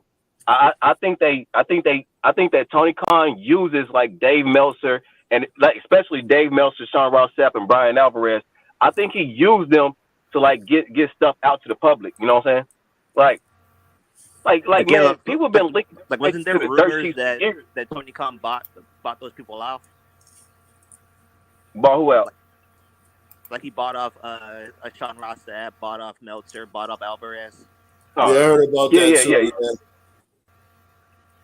Yeah, I believe that, man, because it's like if you pay attention to sometimes what Meltzer say, like he's always on the side of AEW until it's like it seemed like AEW don't pay him or something. Then it's like he throws a little shot at Tony Khan real quick, like he'll say something real slick about AEW, and then it's like then the check clear, and then he'll come back and backtrack. It's like I don't really know. It's deeper than what a lot of people understand or are willing to dig into, because at the end of the day, this is a business. And the point and the whole point of the wrestling business is to get things over, right? Like it's to believe, it's to make the audience believe things that aren't real. You know what I'm saying? That's the whole point of wrestling. That's the smoke and mirrors of wrestling. So I believe the injury, when he got injured, that's real. That really happened. You know what I'm saying? So, but they can't look. He just won the world championship, so they can't just be like, all right, we're gonna take the title off of you again and all this stuff. So they had to come up with some kind of way to like kayfabe, write him off of TV and get him out of the public eye. You know what I'm saying? That's why I think this whole scrum thing came into play. You know what I'm saying? That way they can suspend him. And then with Kenny Omega going to Japan anyway, I don't know where the Young Bucks fall into all this. I don't. But with Kenny Omega going to Japan, it makes sense for him to get suspended. When is he going to Japan? Remember when he went to Japan? After the whole they the said whole about he's going. I thought he's about to go to Japan, like, now. No. This was after the scrum. This is why I believe he got suspended. It's because it allowed him to get rolled off of TV too, and it allowed him to go to Japan and do what he does, right? So and then I find it kind of coincidental that as soon as his business was done in Japan, Kenny Omega's suspension was lifted, and as soon as CM Punk is ready to come back to action, now all of a sudden he's being reinstated. Like I think it's weird how the suspensions lined up exactly with what they needed it to line up with. Well, when did we get that announcement that CM Punk's suspension was lifted? I didn't even get that announcement. Oh, they're talking about he coming back. Oh no, they haven't officially announced it. Yeah. But they're saying like plans leaked and all this stuff and everything, and CM Punk is headed back. He's trying to mend the fences. Yeah. It's the way the story's playing out. Now they're trying to write him back into television. This is the stage where right now, write him back on television. What I was saying is that don't expect anything until after Double or Nothing. So right now, at this exact moment, is April 14th. Double or Nothing is May 28th. So let me count here. That's 1, 2, 3, 4, 5, 6. That's 6 weeks. So 6 weeks until Double or Nothing. And then after Double or Nothing, the first Dynamite will be June. Let me see. That'll be June the 3rd. 21st? No, I'm sorry. That'll be May the 31st. May 31st. Yeah. Right. So that will be the last Dynamite of May. And then the next episode of Dynamite will be June the 7th. So that's 7 weeks. So basically, whatever the fuck is going on with Punk, we can all agree on this. TK's got 7 weeks to whatever the fuck he's got to do, get his house in order, a meeting, Soprano style, Elite, Jericho, whatever. This dude's clearly coming back. We can all agree with that. FTR staying, 5-year deal, Wembley Arena, 90,000 seats. They're going to be in Chicago before Forbidden Door. Punk is clearly coming back. Tony Khan has 7 weeks to have some kind of meeting to let people know, yo, your boy's coming back. We need to fucking be adults here, or else this shit's not going to work out. We got 7 weeks, basically. But this might cost him Omega, though. Probably. But do not expect any CM Punk references directly on television until after Double or Nothing. Is what I'm really saying. According to Wrestling Inc. by Ella J, yesterday major news broke surrounding the status of former AEW World Champion CM Punk with Fightful Select, indicating that AEW had drawn up tentative plans for him to return to the company at least around the AEW Dynamite announced for June 21st in Punk's hometown in Chicago. That's the day. While the creative plans for this potential return are unknown, a new report suggests that Punk may find himself on AEW's third television show that is allegedly slated to launch later this summer. The Saturday show, right? Yeah. Okay. And I think that Saturday show is a bad idea for right now. Don't come up with no damn fucking Saturday show around this time when it's the summertime. This is only the second summer after the pandemic had finished.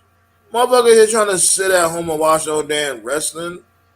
Motherfuckers gonna go out and have some fun and look at some sluts. I think AEW got too much going on, man. They got too many shows, bro. Yeah, and the fuck out of there.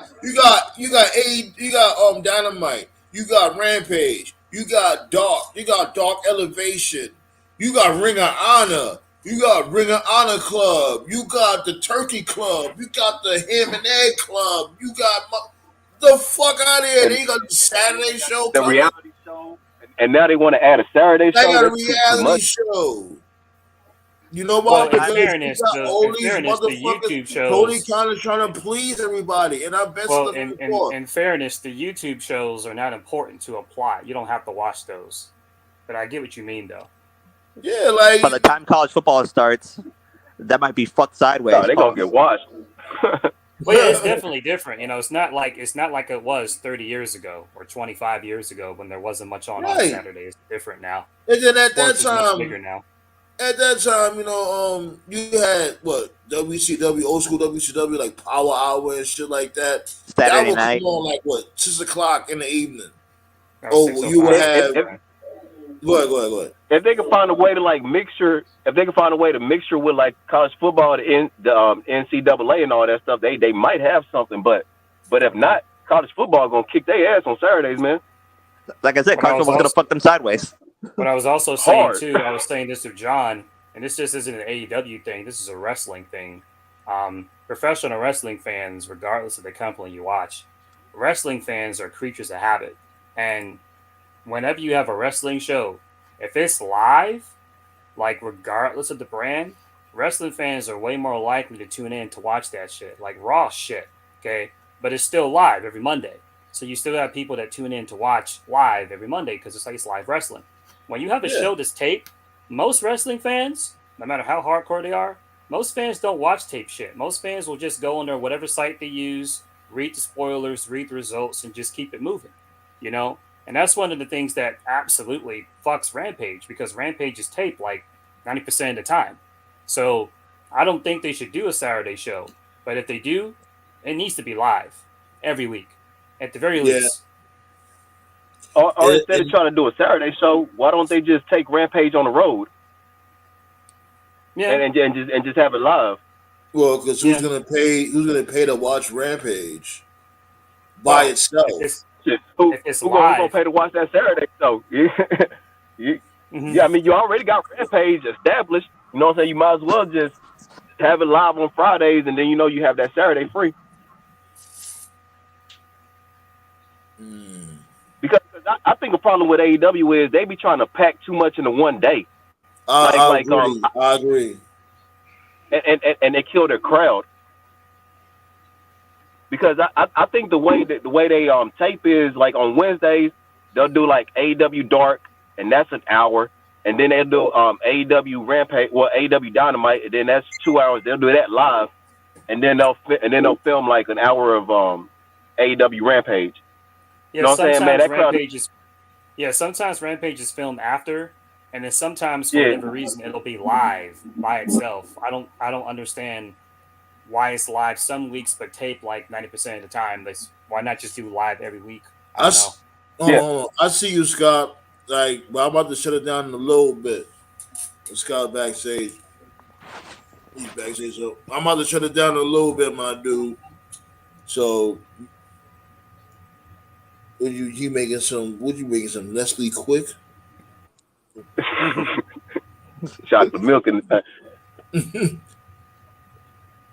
But yeah, Hey, I think if they split it up, if they film Dynamite on Wednesdays and then let's say they film like an hour of AEW Dark, like if they do Dynamite live and then they film an hour of AEW Dark on Wednesdays, and then on Fridays they'll film Rampage live and then they'll film an hour of like AEW Dark Elevation or something like that. I think that'll be a lot easier on their crowd and their roster. They're talking about separating the rosters. No, hold on, y'all. Hold on. Let's let Malik go because Malik didn't even get to say anything yet. But remember, Malik, you gotta talk, my dude. You already know how it is, B. You gotta talk with your chest. You know, I mean, I talk, but I don't want to talk. I don't want to talk over anybody. That's if you got something to say, just say it. Go ahead. Talk. I got you. No, on the CM Punk issue, on the CM Punk issue, I saw an article saying Tony Khan's got plans.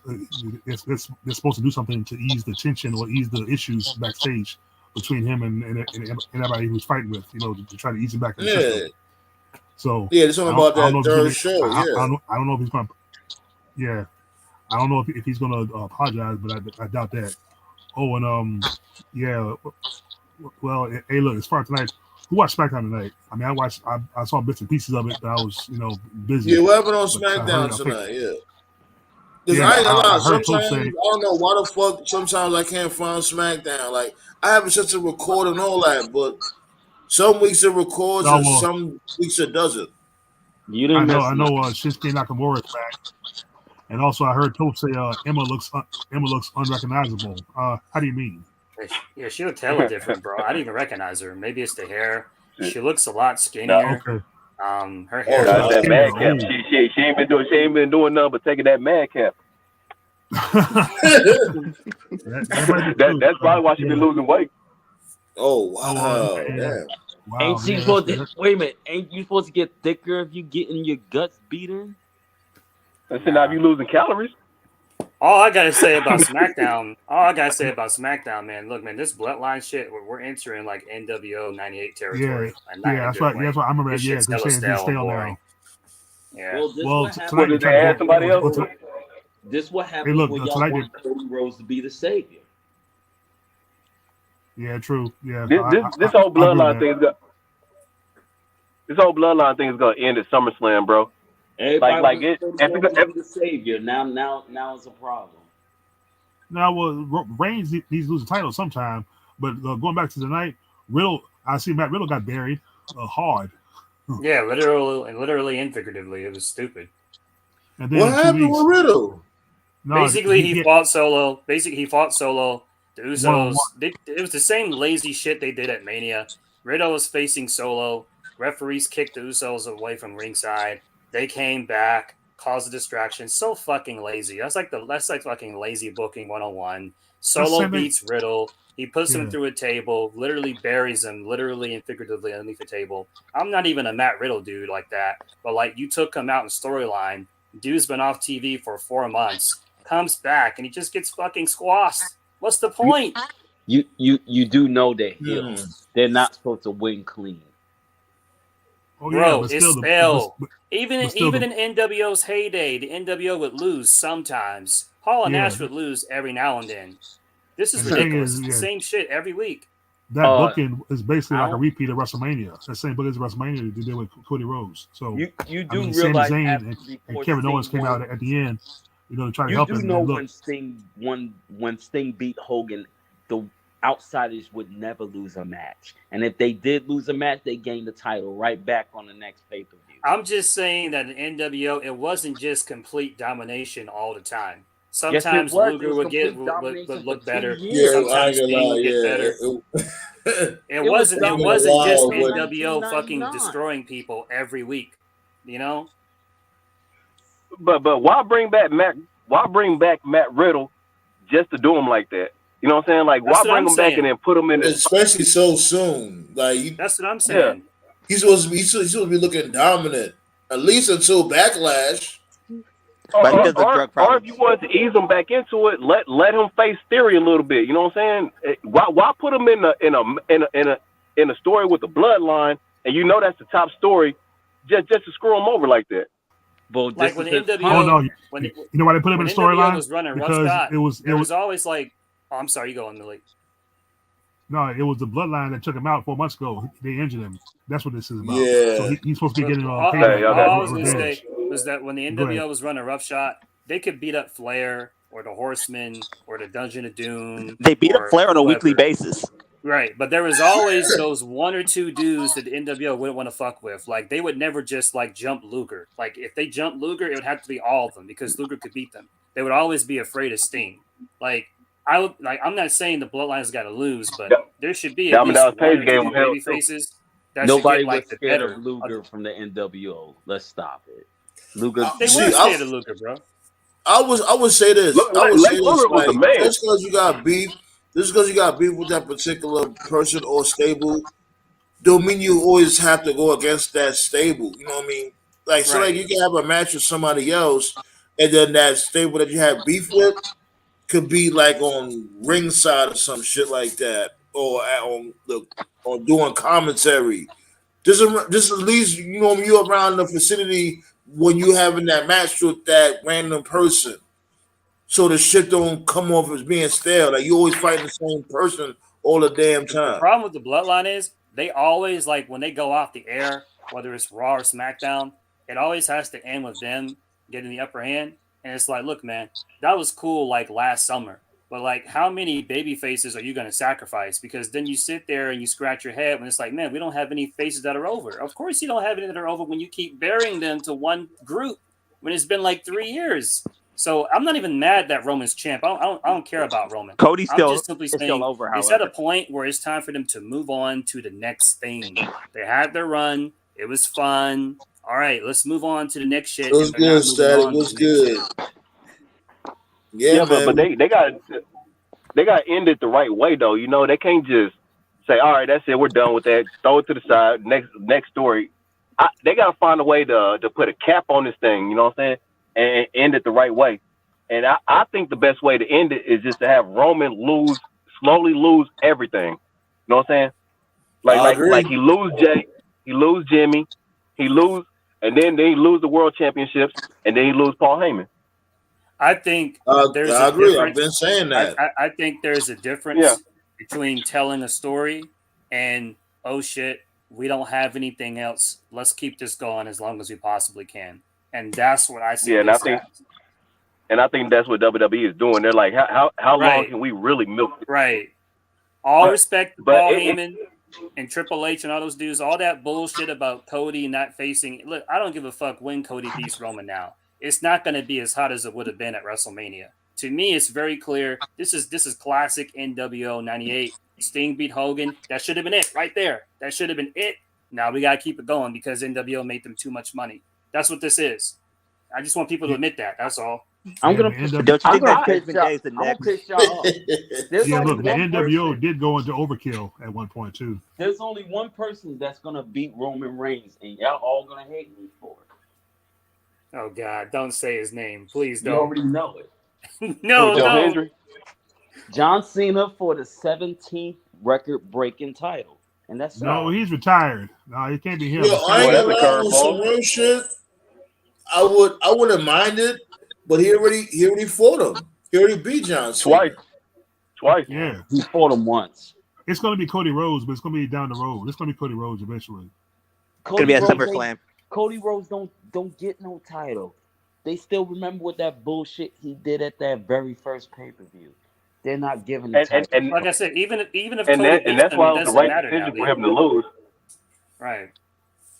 Because for him to walk away, come back, beat everybody, then beat Roman, be the world champion, and then beat everybody as the world champion, that's too much, bro. Cody got to lose. So it made sense for him to lose at WrestleMania. That way he can build himself back up and he can win it at SummerSlam. No, he don't. And I think he's gonna lose. He's gonna lose to Brock also. He's gonna lose to Brock also. Watch. I won't be surprised if Brock loses. I'm not denying that Cody is going to beat Roman. I'm just simply saying that when it happens, it's not going to be a big monumental moment. If Cody had beaten Roman at WrestleMania, I'm not saying it would have been Hogan slamming Andre or Austin and Vince shaking hands. That would have been like an all-time moment. If when he beats Roman at SummerSlam or whatever show it'll just be a highlight you'll forget about like in a month. But no. Here's the thing: like you're putting moment over story. Like Cody could have won the championship and it would have been a great moment. But I promise you, by the end of the month, people would have been tired of Cody. They would have been done with Cody Rhodes. Now people get more familiar with Cody Rhodes. People feel sympathy for Cody Rhodes now, and they want to see Cody Rhodes pull himself up and make it back to the top. You know what I'm saying? And when he gets there, it's gonna be perfect timing, in my personal opinion. But I just think if Cody came back, went undefeated, won the Rumble, then beat the most dominant champion we've seen ever, and then went on a lengthy title run, that's too much, bro. That's too much for Cody Rhodes. It's like when does he lose? And I think that people would have just got irritated at that. I respect your opinion, So bro. who you have more on sympathy, that one. who you have more sympathy for, Cody or Seth Rollins? Because Cody didn't do a damn Seth thing Rollins. to earn that spot. Yeah, but in the form of in the story that we're telling, a lot of people have sympathy for Cody because they feel like he got robbed, he got screwed over. Now they're gonna watch Cody build himself back up, and then while he building himself up, Roman is coming back down because when he say he's in God mode, literally he's above everybody else, head and shoulders, because of the people he got around him.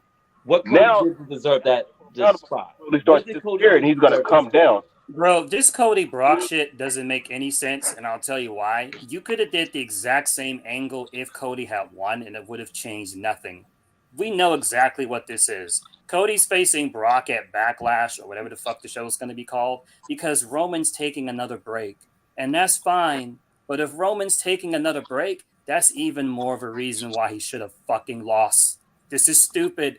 This is the simple, we're going to rebuild you, and we're going to tear you down, and we're going to rebuild you process that WWE already does, even if what he was already doing was working. They humbling Cody. And I'm not even a Cody guy. That's all it is. They mad at him. They Right. mad at The him. only person they Ash do in the that to throne is with the Drew. sledgehammer. That's what I'm saying. What this is, all this is. Even Medusa saying he was getting a receipt at WrestleMania for that because of that, because see, that's coming back to haunt him.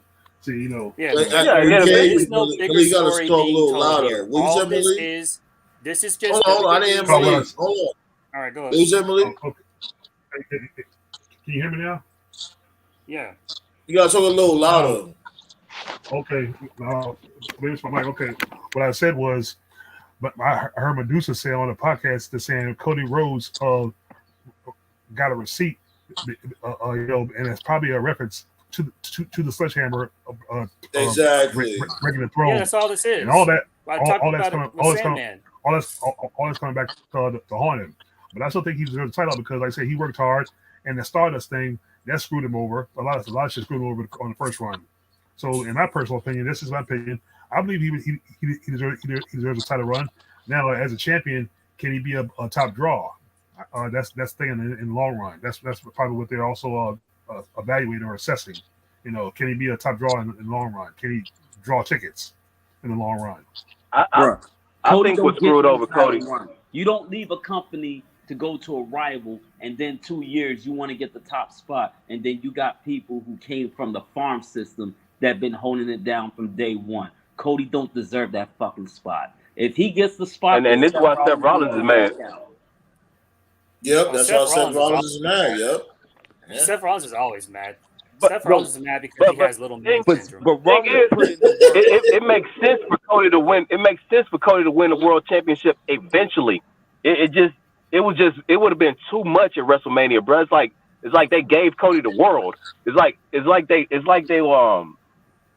they were desperate for him. You know what I'm saying? It's like, come back. We'll give you everything. You'll go undefeated. You'll win the Rumble. You'll beat the most dominant champion we've ever seen. You'll win at WrestleMania. Just come back. Just come back. They couldn't give him everything. Like he gotta take some kind of lashing. You know what I'm saying? Be main event. Yeah. I'm sorry. All this is, bro. Because we talked about this last week. You weren't on the show last week, King Mike. All this is just classic WWE. They do it all the time. Simon mentioned him earlier. He mentioned AJ earlier. All this is just WWE's way of saying, Cody, you're good enough to be our guy. You're good enough to be the champion. Just not at WrestleMania. Not at our show. AJ Styles, he mentioned he was brought in 2016, right? Everyone talks about what a great first year AJ had. People forget. Didn't AJ Styles lose to Roman Reigns? Right, exactly. His first WrestleMania was against Chris Jericho, his first ever Mania, and he lost. And then he faced Roman Yeah, Reigns. but what about what two was his pay-per-views in a first world row, and championship Roman match though? beat him. Right, Roman beat him 2 pay-per-views in a row. Then he fought John Cena, and he won by turning heel. Then he fought Cena at SummerSlam, and he won. And when he finally won the WWE Championship, and when he got his big push, it was at some B show. It was like, I forgot whatever the September pay-per-view was. It was Backlash because I remember he beat Right. Dan. That's Dan what this Ambrose. is. That's all this is. There is no. So I'm just rolling my eyes when people say there is a bigger story being. There is no fucking story. This is just we're gonna humble you like we did everybody else. You know, I laugh my ass off when people say, But he Cody hasn't been through enough adversity. That's like Batista losing to Triple H. And before we get up out of here, that's what I wanted to say before we get up out of here. That's what Brock should say this coming Monday. Fuck all that. He's jealous of this dude's spot. Or maybe it is, in a way. Brock should just come out there and be like, yo, you know what? Who you think you are coming out of nowhere and thinking you just take my spot? In a way, he got somewhat of a point. It's somewhat of a point that Cody Rhodes said what he said. Because and the way they get tied together is and the way they get tied together is it could be like Brock Lesnar could be like, yeah, I was mad about my WrestleMania spot. I was mad I wasn't challenging for the world title. Yeah, and you know, it is what it is. Yeah, it was according to the contract, if he lost, he wasn't supposed to go against Roman Reigns again. But you know how Brock is. He don't give a fuck. Yeah, Brock don't care. But wouldn't that be like a justifiable heel turn though? If I can't fight Roman Reigns, nobody can fight Roman Reigns. Fuck that. I just find the whole lack of adversity to be just the funniest thing I've heard these past 2 weeks. That's like Batista losing to Triple H at WrestleMania 21. Oh, Batista hasn't been through enough adversity. Get the fuck out of here. So Here's the difference. Oh, excuse me. Sorry about that. Here's the difference between Batista just wanted to give him what he wanted. That's it. Yes, I was. Wouldn't that be like a justifiable heel turn though? Well, yeah, Scott. Wouldn't that be a justifiable heel turn if Brock said like, "Oh, you took my spot at Mania"? But there is no spot. Brock is forever a tweener. As long as Roman Reigns is champion, Brock will never get another title shot. He lost that opportunity at SummerSlam. Yeah, but Brock don't care. Right, and the risk you take is that if he faces Brock and loses again, he's gonna lose. There's no guarantee that the fans will still be behind you. So you're playing a dangerous game because when you keep losing, fans they'll lose interest. You see what I'm saying? Oh, then how much time Sami Zayn lost? Seth Rollins then. Sami Zayn just started winning just now. You do realize Sami Zayn always lost, and it was behind him. We was behind him. Seth Rollins went on a 7-month losing streak, and they still behind him. He don't deserve to be a top contender. Cody Rhodes. Married to Seth Rollins, bro.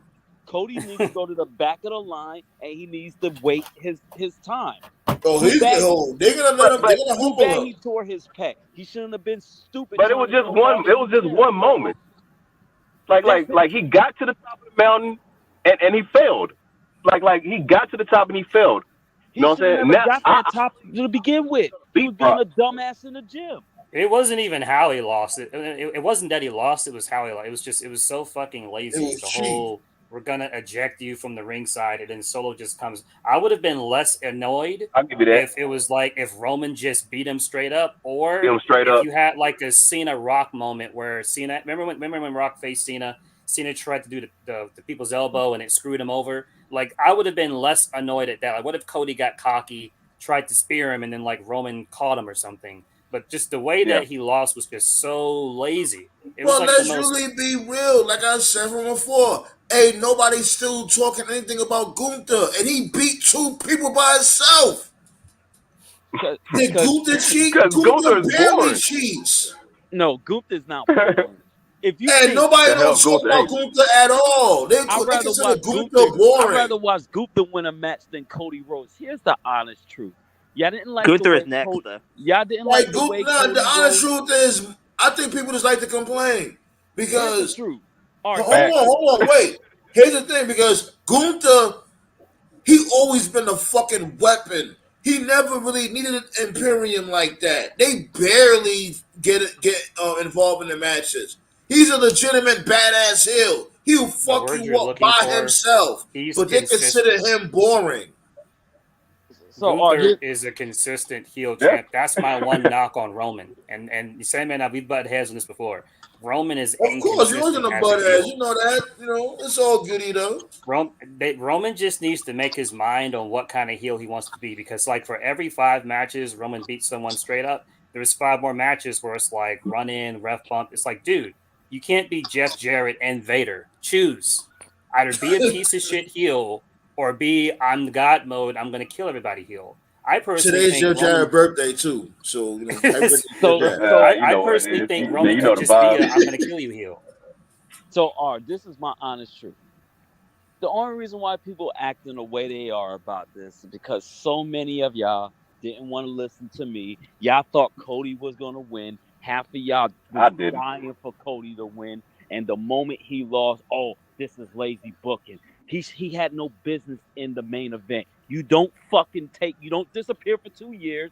You don't insult the people you trying to bury to come back and then be a dumbass and tear your pectoral muscle and think you should get the top main spot. I'm sorry. He didn't do shit to earn WrestleMania. Well, to me, it's not about Roman. It's not about Roman or Cody. It's about moving on to the next shit. And like I said, I don't think that there is a bigger picture or a plan. I think it's a simple, oh shit, this is something really good we have going, really good being the bloodline of Roman. And it's just a simple matter of they don't have anything else, so they don't want it to end, which is why I compared it to NWO 98. Because after Sting beat Hogan, that should have been it for the NWO. There should have been no Wolfpack. It should have been over, but they kept it going because NWO made a lot of money for them, and it was the best thing they had going. And I get it, right? If something makes money, you want to keep it going, right? But I don't care how over something is. At some point, it has to end, and that's the vibe I'm getting with the bloodline. I'm getting the vibe of it's the best thing we have. We don't have anything else, so we're gonna keep it going because fuck you. That's why. I'm not even mad that Roman won. But they had a big picture and they failed, and that their big picture was you take the biggest underdog that's not named Daniel Bryan, beat Roman Reigns, and they didn't want to do it because they wanted to make fucking Cody look like the golden boy and the savior, and it's gonna fall flat on their face when he wins the title in SummerSlam. Nobody's gonna give a fuck about Cody because he don't deserve the title. I think he deserves it. I just don't think he deserves it right now. Sami Zayn deserves that title more than Cody. Sami's not going to be the guy, though. Sami can't be the guy. He's admitted that. Sami Zayn cannot be the face of WWE. Sami deserves a lot more, though. Sami's more durable than Cody. He don't feel. In what way? He don't have an ego like Cody does. Cody, everything was handed to Cody. He had to fucking act like a little fucking crybaby and go to independent wrestling for someone to get, look at me, I'm a 3rd generation star. Man, if anybody, the only person who should have more gripes than Cody should be his brother Dustin. If you want to talk about someone getting screwed over, this dude should have been a WWF champion when Bret Hart was the champion, when he was Goldust. Cody's a whining little bitch right now. He don't deserve the spot. If Cody doesn't deserve the spot, nobody in the company deserves the spot. I'm just being honest. You gotta be fucking kidding me. I would say this. Hold on, Scott. Hold on. I got you. A better spot than Cody. I would say this, right? I would say that I definitely give Cody his props for going out there and making a name for himself. You know, that takes a lot of fucking balls to go against the grain. You know what I mean? He felt like he's better. He's better off leaving WWE and becoming a bigger name, and it paid off. He did something. Who's the last person that left WWE and made a whole different wrestling company other than Jeff Jarrett? Yeah, that's what I was gonna say. Jeff Jarrett's probably the last one. Yeah, like you can't hate on Cody for that. Yeah, but you don't go back to WWE and expects royal treatment when he That's earned it. what I agree with you with. I agree with you on that. Like him doing that, what he did with banging the fucking throne with the sledgehammer, and AW doing subliminal shots at WWE, and he thought they was gonna forget about all that shit as soon as he go over there. What we'll never He know. Cody was did say oblivious that that that was he a mistake. was gonna forget about that. What we'll never know is when he tore his pec. Like, you know, he was hurt, so he was off TV for a long time. What we'll never know is if he never got How much hurt. more? Right. If he had stayed the entire time, I don't think if he never got hurt after that Rollins Hell in a Cell match, I don't think he would have been undefeated the entire time. I think he would have lost to someone at some point. Yeah, of There would have been course. more. Of course. Right. But because he got hurt, he was gone, and then he came back and he won the Rumble and just got like just a free pass to the title match. So that's really the big what if he never got hurt. Because I think if he never got hurt, I don't think that would have happened at WrestleMania. I think it would have gone down differently. Man, Cody did not win that I think he would have. He came in 30. I think he would have had a lot of momentum going into WrestleMania if he would have never got hurt. I'm sorry. I think he would have had a lot more than what he had. But I think if he didn't get hurt, I think he would have earned it in the Royal Rumble. I think he would have had a good showing in the Royal Rumble. But the fact that he got hurt, I think that really, really screwed him. And then apparently he was cleared. Apparently he was cleared the day of the Rumble, which may explain why he was 30. Because I thought it was ass backwards for him to win at 30. I didn't like that. Yeah, because and then that adds to the Cody didn't earn it. Like he just pop up at number 30. You know what I'm saying? And have a few minutes in there. Like, I know he went a little while with Gunther and all that stuff, man, but he really didn't put in the work. You know what I'm saying? And then he just goes to WrestleMania, and it just made it feel like Cody was just getting handed too much. Like they were trying to force him in this position. Because when he got injured, Seth Rollins got over, Sami Zayn got over. There was a couple of people that passed him up. You know what I'm saying? But then it was over. They got over, and what did they do as soon as Cody came back? Either they got a consolation prize. But see, that's what makes the loss more frustrating, though. That's what makes the loss more frustrating, though, because when guys like a Sami Zayn lost, for example, the kind of deflection was, okay, these guys lost, so this guy right here, this guy being Cody, can get the win. But then he loses too. So then it's all of a sudden it's like, well, what are we doing here? Do you see what I'm saying? But anyways, I gotta shut down shop, y'all. Like I want an extra half hour. You know what I mean? You guys are fucking awesome, B. You already know I'm gonna pull up again on Tuesday. We're gonna chop it up some more issues to talk about. You already know the vibes, B. You know, what's up to King Mike? You want to promote your channel real quick before you get up out of here? Yeah. I got a YouTube channel, man. You know what I'm saying? You can check it out. King Mike's World. I just be popping up every now and then on lives, most of the time in the mornings and everything. So, look out for your boy, man. It don't matter if you subscribe or not. YouTube just gonna try to cheat me anyway. So, just look out for me. You know what I'm saying? Malik, you got a channel too, right, Malik? We say yeah, I do, yeah. You want to promote it? Oh yeah. You can find me on I'm on Twitter, ETA Killers, Malik Shabazz. I'm on Facebook, Malik Shabazz, and I'm also on YouTube, Malik X. I also have an Instagram too, Native Son. Tove, you already know, B. You gotta. It's about time, B. You gotta come back. That's it. Sorry for you to have your podcast popping off. Yeah. I'll get a podcast and talk about how Scorpio Sky is a PS5 scalper. Fuck that dude. Well, what happened? What Scorpio Sky do? He was. You gotta sub the Tove's channel to know about that. But you gotta sub there. He'll let you know. That. And on that note, boys, Scorpio Sky out here doing frivolous activities, man. Peace out, motherfuckers. Peace, homie. All right. All right, peace, y'all.